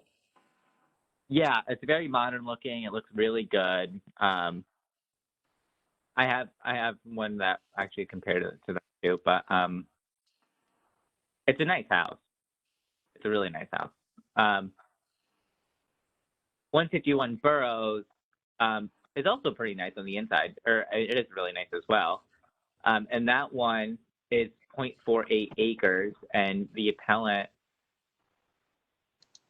is 0.44. Yeah, acres. and also 151 Burroughs is 1,908 square feet, so it is a bit larger. Because the appellant's at 1,580, and that's sold for 385. Yeah, no, and I think that's a little confusing. That's what she said. Last sold for 385, but it's currently listed for 479. It Oh. last that in 2014, and if you just pulled up Realtor I see why she would have Yeah. said that. It is still Okay. listed for 479. It is not, So it has showing. not, been, It's sold, um, that 385 price is from 2014. okay. So that Uh, really Okay. shouldn't be a comp to use. No, So- I mean, well, although it's listed for 480. So, Sorry, I looked at this. correct. It said it sold on February 25th for 484. Oh, okay, so you're even more update. So it sold for 484? Yeah. Okay, This So is it's- Harold. It doesn't look like the field card has been for 151 Burrows Road. Is that the one that we were discussing? Yeah. Correct. Okay, well, that is 0.475 acres. And the living space, I believe, is smaller, 1,088 square feet, no, 3 150. bedrooms, 1 bath, half bath. So Is this- 151 has 3 bedrooms, 1,900 square feet on the Realtor.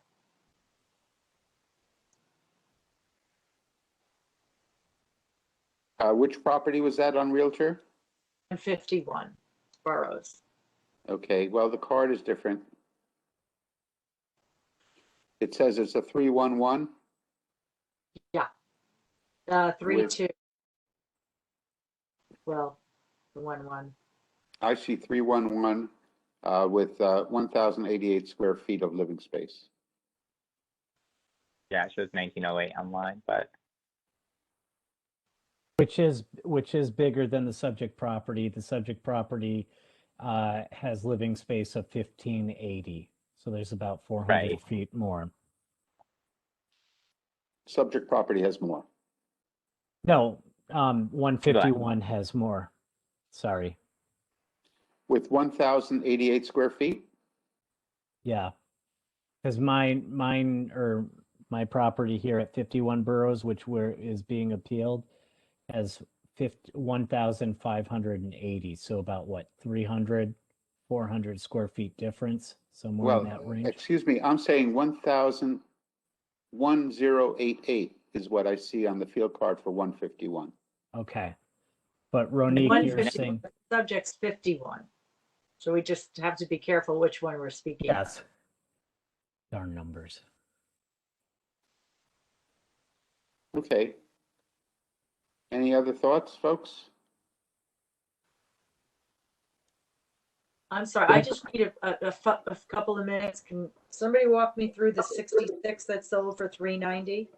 Is that much smaller than the subject? Few comps to me? Anybody want to it's bring me along there? it's closer. Yeah, it's closer in size because it's at 1,681 square feet. Okay, So I just don't know about the land on that one.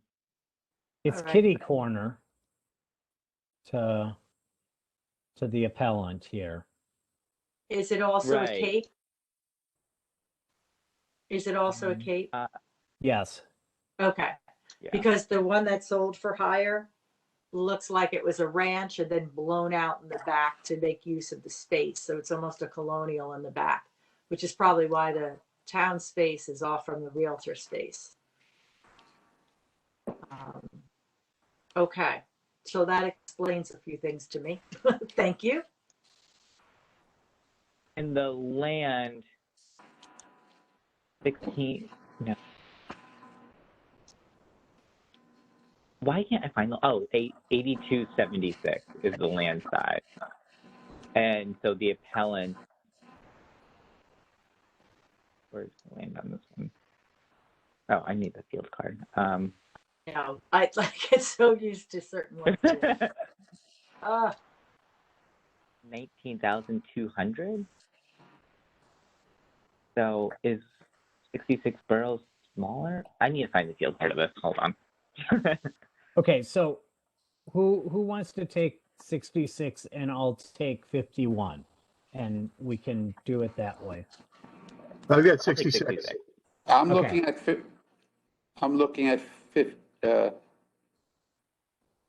51. Okay.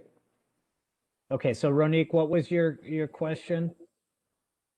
All right, so my issue, so 66 boroughs, that's why I'm seeing a huge discrepancy. 66 boroughs is only 8,400 square feet per land. The appellants of 51 boroughs is 19,200 square feet per land. I mean, it makes what, almost $100,000 difference, and 66 boroughs is sold for $390, and they're requesting for how much again? 455. 455. Okay. Even with the land, because the difference between the two land prices, if I just subtract them out, so 332,900 minus 416. Oh, I should have done that backwards, but so it's an $83,000 difference in land. And so how much of a difference? Sorry, I'm thinking out loud. I should just mute. No, I'm fine. So there's Just remember, there's a curve with the price, right? On the There's- land. There's a Right. curve on the land value, that's correct. I'm not sure there's a curve on the land value. That's where I think we have some feedback on the field cards. I'm going to call up 51 boroughs. Well, the unit price is different between the two, 66 and 51.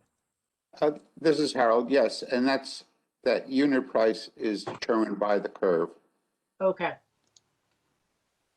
So again, they purchased this house when In 2018, 18, and they're requesting the amount that they, roughly the amount that they purchased the house correct, for 3 years ago, correct.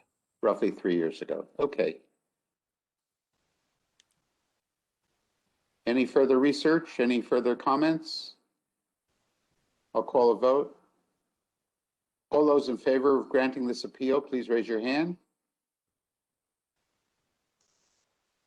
I have one in favor of granting the appeal. All those opposed, please raise your hand. Peter's connection just dropped, so we'll have to wait for his vote. Currently, we have one in favor, 3 opposed, and we need to wait for While you're, Peter. I'm going to grab a coffee. I'm muting and Yes, yes, of course. I'm we'll sorry, wait. Harold, that I'm not, at your speed or Peter's pace here. No, that's okay. Peter's coming back on board. There he is. Peter, the vote currently is awaiting your vote on this property. You're mute.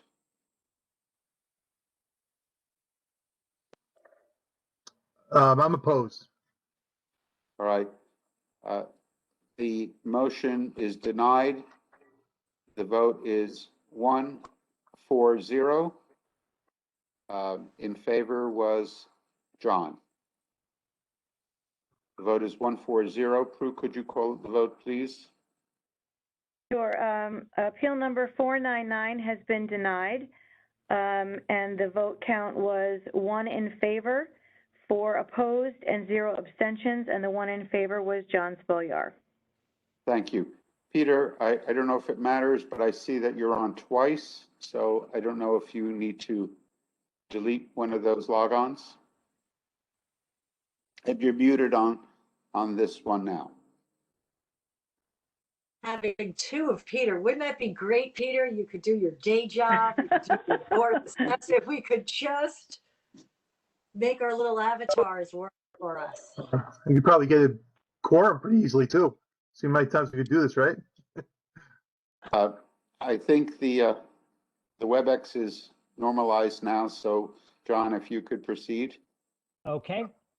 The next one I would like to present on Burroughs Road is 586. It is 77 Burroughs Road. The owners are Kevin and Bridie Murray. The appellant who came in was Bridie Murray. The town has a value of 575,000, and the requested value is 440,000. Is there a second? I see Peter raising his hand for a second. Oh, okay. All right, thank you. Okay. So the first, you'll see on page 2, the reason, some comps that we have in section 1 as far as the land size goes versus the appraised value. So of neighbors, so that you'll see there, 615 Burroughs is appraised at 330. 571 Burroughs is appraised at 340, basically 345. And 761 Burroughs is appraised at 358. And that is all well below her appraised value for the land at 425. There is a sewer line that goes through the property. Okay. You'll see in point 2 here that she also mentions that the land is very steep. So really it's not suitable for building on, and that it should be depreciated for that. I don't believe that there is on the rate card, any type of, or on the field card, any type of easement for that or discount for the condition with that.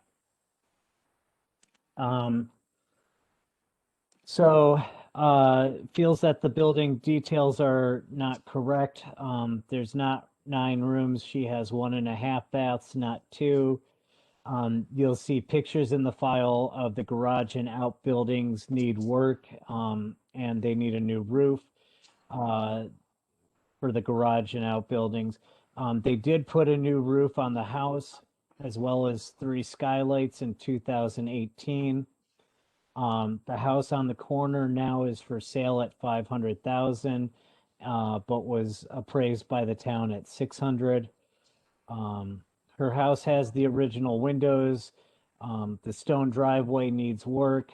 They did do an informal appeal with no changes, and feels that they are overvalued with the comps provided.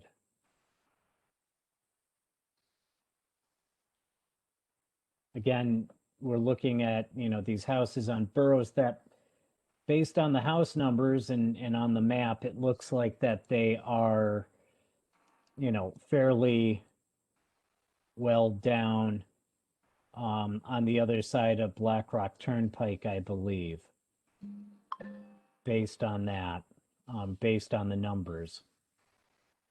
The house on the corner, let me just see here. This is 77.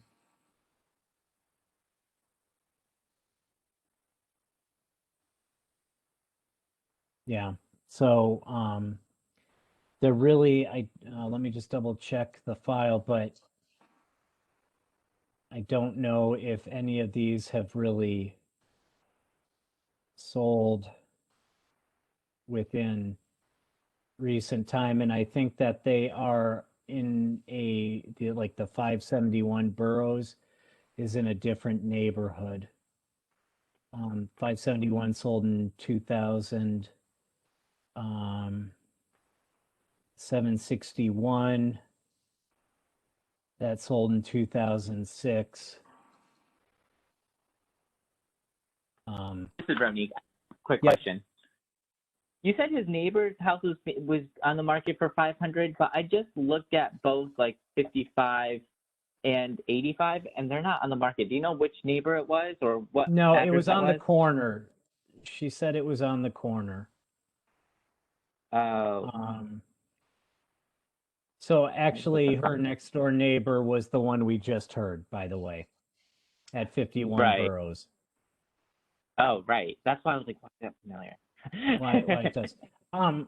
So some of the information, if you go towards the end of the file, you'll see on page 21 there, they have a land map. I believe it might be from GIS, the Fairfield GIS, and you'll see the topography has a lot of lines on it,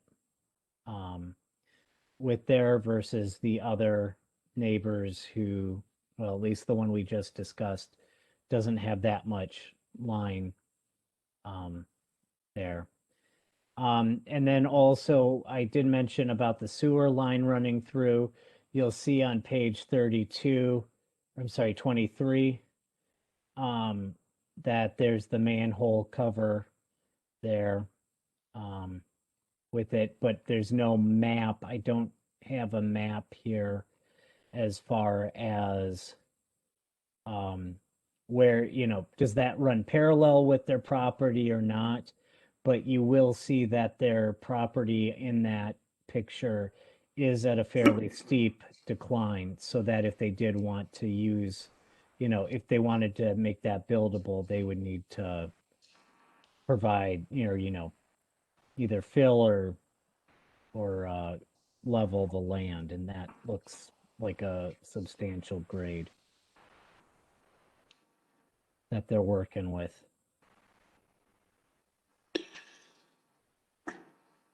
This is how the comps that they have listed are quite far away from 77, from the subject I property. agree. And they're different style houses. I don't know if you consider this a craftsman's house or I would consider this a craftsman's house that we're Okay. talking about here. But I do believe, I fully agree with you, Harold, that the houses that she's comparing her house to are several blocks away and on the other side of Black Rock Turnpike. And I believe that the zone this is in, or the neighborhood that this is in, is a different neighborhood than those on the other side of Black Rock. I believe that it cuts off at Black Rock Turnpike. what is the appellant, this is Harold again, what is the appellant claiming regarding the fireplace? There's something on the card with the fireplace. They did not mention that. Wasn't there something on there in their Let me see. notes regarding fireplace? Let me just double check up at top here.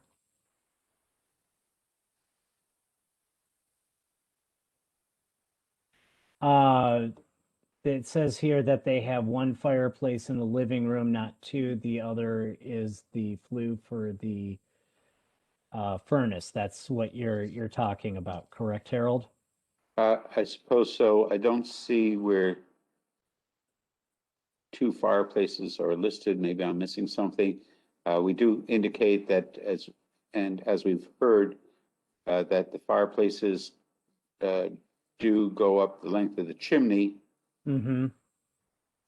And so maybe that's where there's just, I think that might be fireplace 2 might be how they read the card, thinking that it was two fireplaces, as you'll see, right. that the units are only one. Yeah. So It's Catherine, and again, I'm not too aware of process here, but there seems to be a number of questions about the field card. So I may somehow suggest that we take no action, but ask the assessor to go out and measure the specific, and to perhaps see, my issue is there's no number to come to. I'm just not comfortable going to the 440 number. So the bottom line is I can't vote on 440. Do I think that there's somewhere in between there? Perhaps, but not doing it on the fly. I'd like to have an accurate field card. And I would like the assessor and the party that she says the sewer line goes diagonally through, There's clearly an elevation issue. There's an erosion issue that the sewer pipe is now exposed due to the drainage being at the bottom there. And I think that there perhaps should be some condition on a report for the sewer easement alone as a land value. So I would probably say no action, but can the no action today, but because I can't get to that number. But I'd like the assessor to come back with the accurate amenities and, and a determination or recommendation for the sewer easement. He'll know more of where that goes. And that would probably be enough information for me to make a vote. Right now, I just don't feel like I have enough of the pertinent information that I personally need. Not talking Well, about. you know, without calling a vote, is there any opposition to withdrawing this motion and setting it aside? And maybe, John, you can make a request of the assessor's office to look at the sewer line easement and the slope question. I don't know if there were other questions pertaining to this besides those two. Was there something else?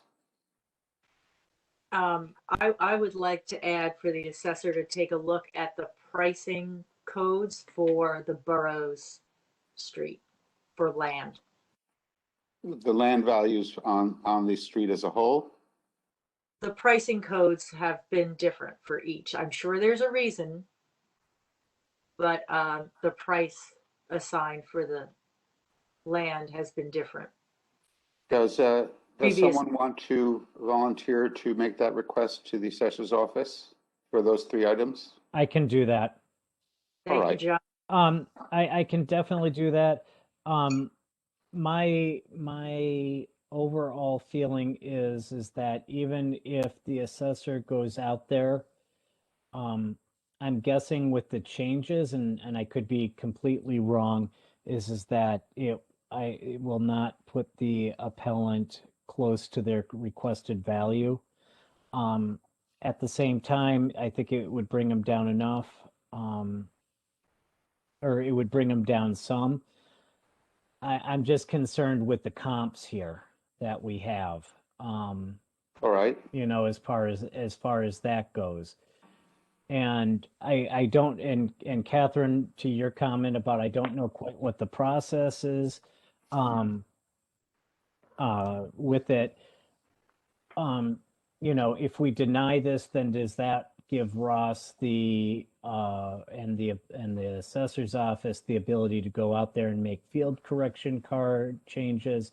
And if they do, it probably won't affect the 2020 grand list, is my guess. But That's it would why start I'm asking affecting. for the no action. Okay. Because I want the corrections to the field card, and then if we vote on I would be more prepared to vote on those. Okay. It seems that that is the feeling of many of the current members in this quorum. So we will set this aside. I withdraw the motion, Prue. Okay. When I I've can done also it just put before, it on there as no action taken. No action I think no taken. action. before. Thanks, Prue. Correct.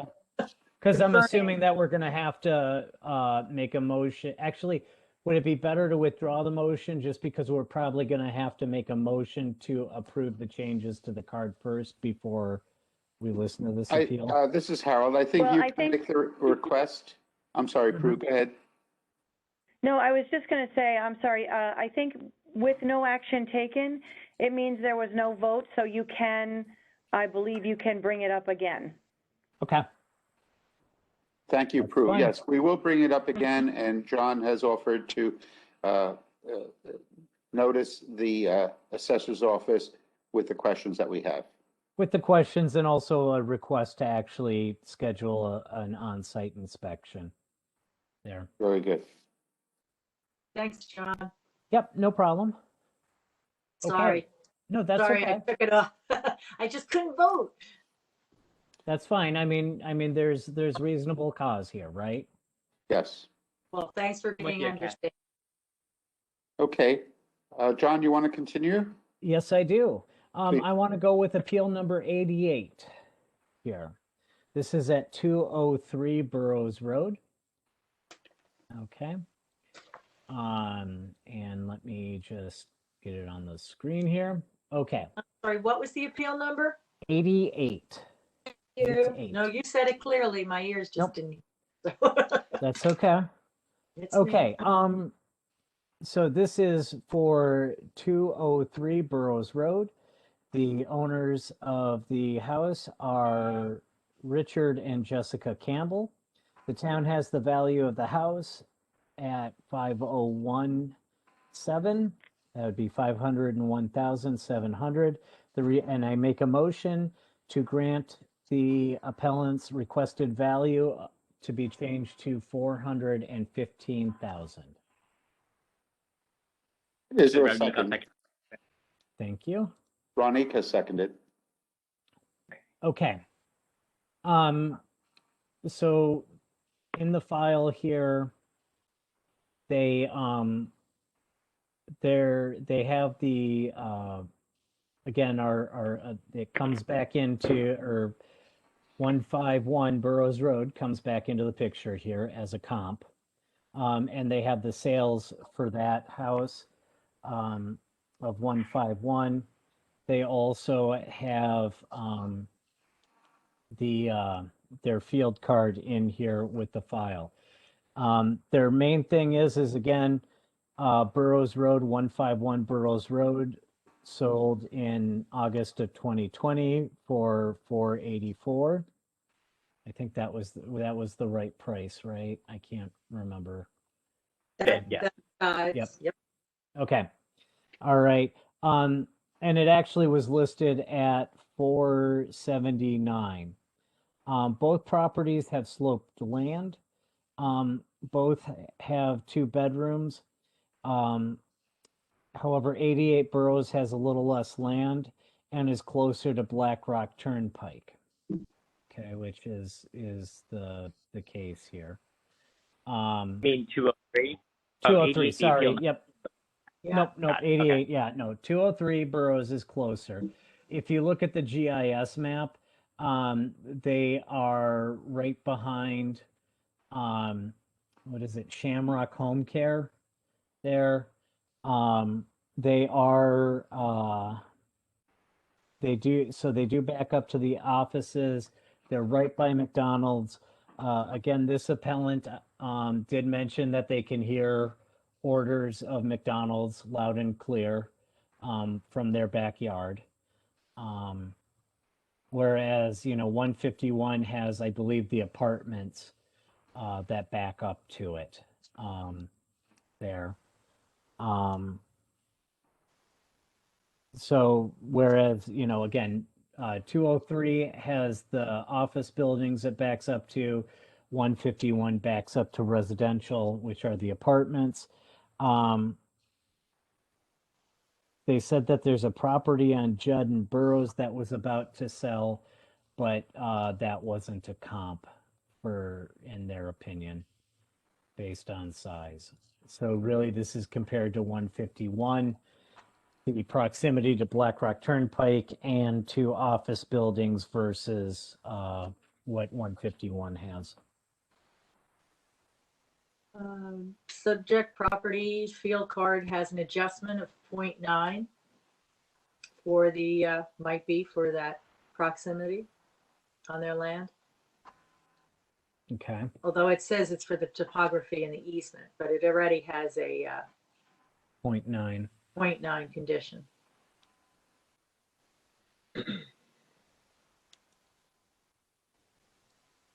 And actually, I How did noticed they- in.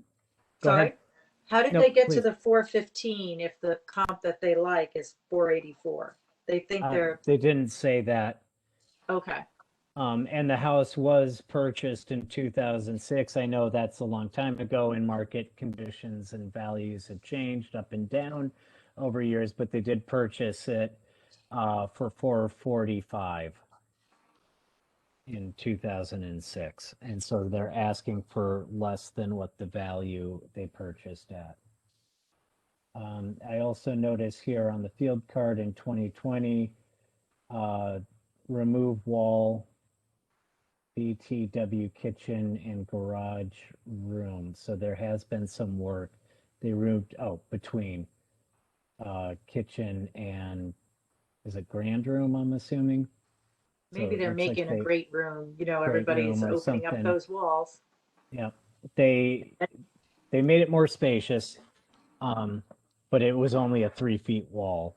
So, and they did get a permit for that, it looks like. And got a permit, and it looks like the building permit was listed, but they might not have had the inspection yet based on the field card. And I know it's hard that, we're chasing that sale at 151 Burroughs. And that's kind of a unique property because it's a ranch, and then they use the slope to probably create a great walkout. I mean, it looks from the back, it looks like a colonial. Very, so they made good use of their slope because they sloped the other way. Properties at the high point, and it goes down. Properties on the other side of the street, goes up in the back. They're at the bottom. But these are capes, and they still keep comparing themselves to that one. So it's a tough comp for me. This is Harold. Also, the subject house has a wooden deck of 390 square feet.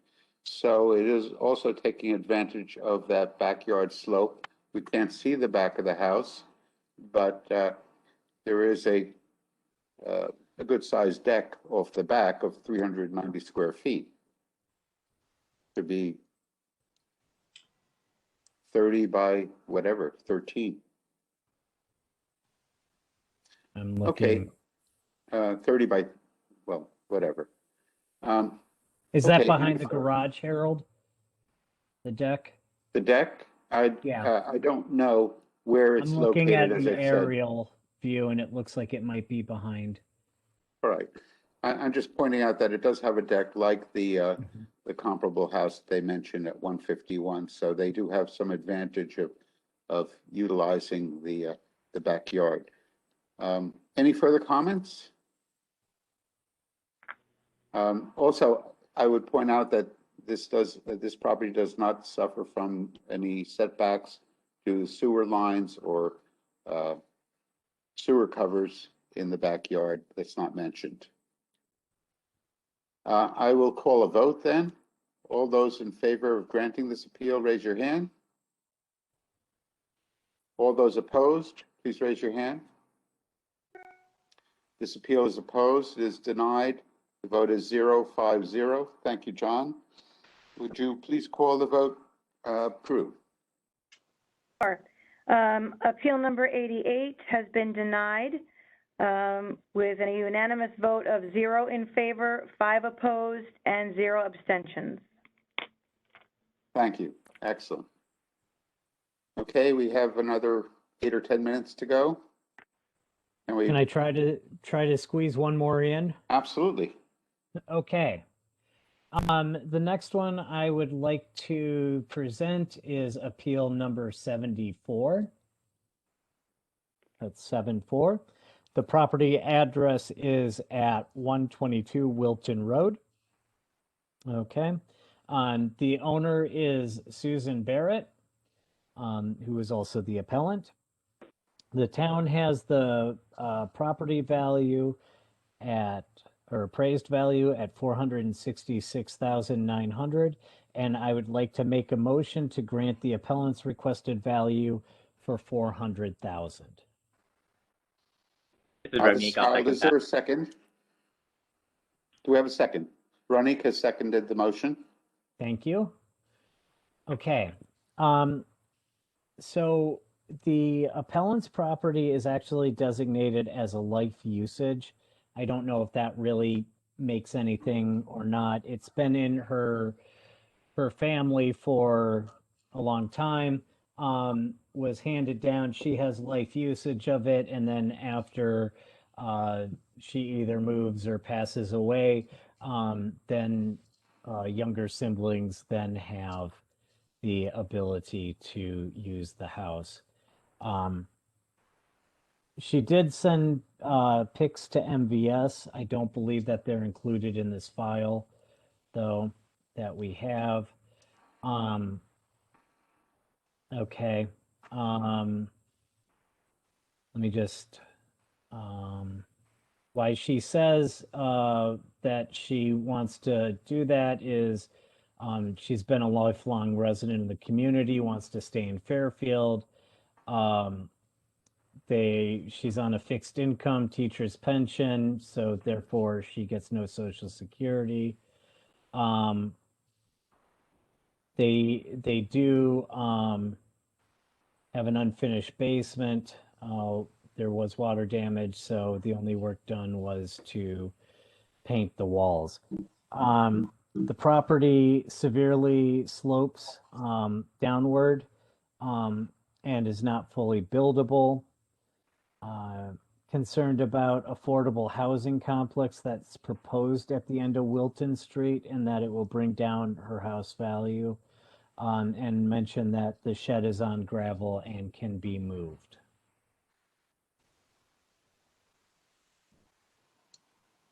Okay, this is Harold. It appears that she provided some sales records for other properties on Wilton Road. Oh, good. Okay. Yeah, I'm looking at 141 Wilton. Mm-hmm. I just can't find the square feet for some reason. Oh, here we go. I didn't realize that she sent it in, but that's great that she did. And dropped it off. And thanks for getting them in the file. That always helps. Yeah. So 141 Wilton sold for $475. And 141 Wilton has 10,000 square feet or 0.23 acres. The appellant is at 0.29 acres or 12,600 square feet. So not terribly different on that. The square footage of 141 Wilton is 1,303 square feet. What's the appellant at? 1269. 1269. They're both unexpanded capes. So they're pretty similar, and they're really close to each other. And that the comp closed 12/20/20. So Right. probably in the same, as she said, the owner passed away and now somebody bought it and is doing an incredible amount of work on it. But the sales value is $475 for that cape. We have This it is at Harold. 60. This is Harold. And looking at the other property at 136 Wilton Road, which sold in the period 7/21/20 for $579. Excuse me, it was listed at $579. It sold for $595. This is a three-bedroom, two-bath home. The subject property, I believe, was what, 3 bedrooms, 1 bath, one and a half baths. Let me just double check here.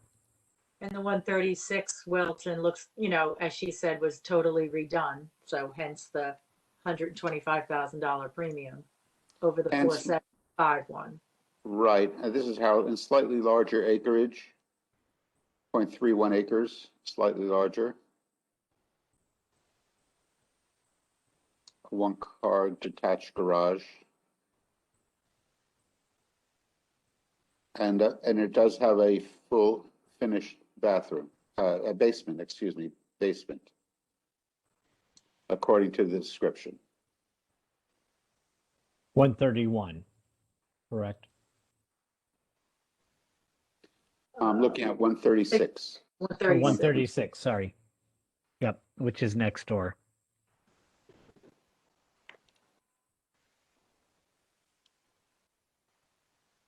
So, and the subject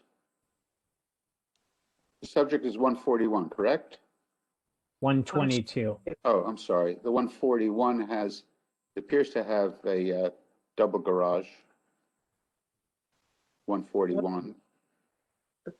And 136 has a detached garage. And it sounds like, yeah, again, it's being worked on. Sounds like it's a great comp. And her fear of the affordable housing development that is currently going on is again not to the value of 10-1 if they sold. I think the 475 is a great comp, and again, the town's value is 466. So Certainly, I don't know her financial situation, but there are options for elderly citizens in the town of Fairfield. So I will say that I did bring that up during the hearing. And she said that when she came in to drop off her original packet, she talked to somebody in the assessor's office who mentioned the same thing. She came back and talked to them, and she was $2,000 in income off at the time.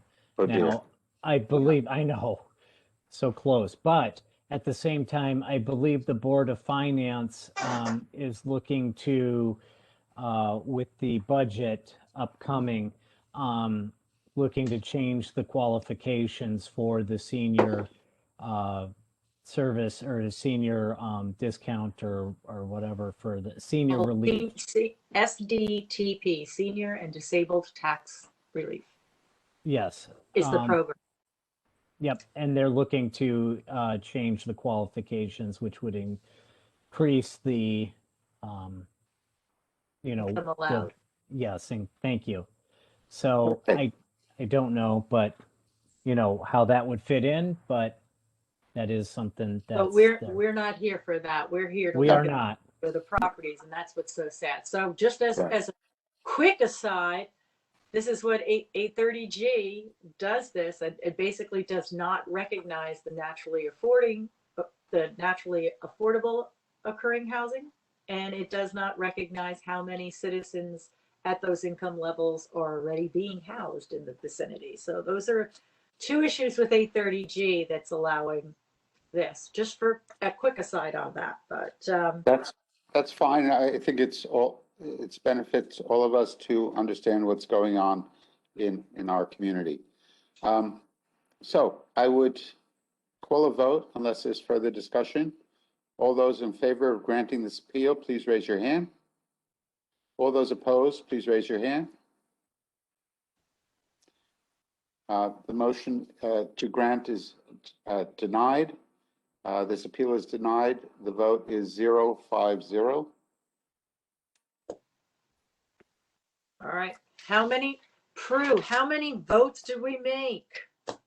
Well, this is Harold. I've been keeping track. We did 18 appeals, Oh, which is pretty good. 10-minute average. That's really good. Which is pretty good. For 3 hours, that's really good. Yes, yes. So given the hour, I'm going to suggest that we adjourn. Do I have a motion to adjourn this meeting? Catherine will make the motion to adjourn. And do we have a second? I have a second from Peter. This meeting is adjourned at 12:04 p.m. on Saturday, March 27th. Thank you all for your participation. Everybody you. have a good day. Thank you. Have a good rest of the weekend. Thank you. Thank you. Bye. See you Prue. next Thanks, week. Drew.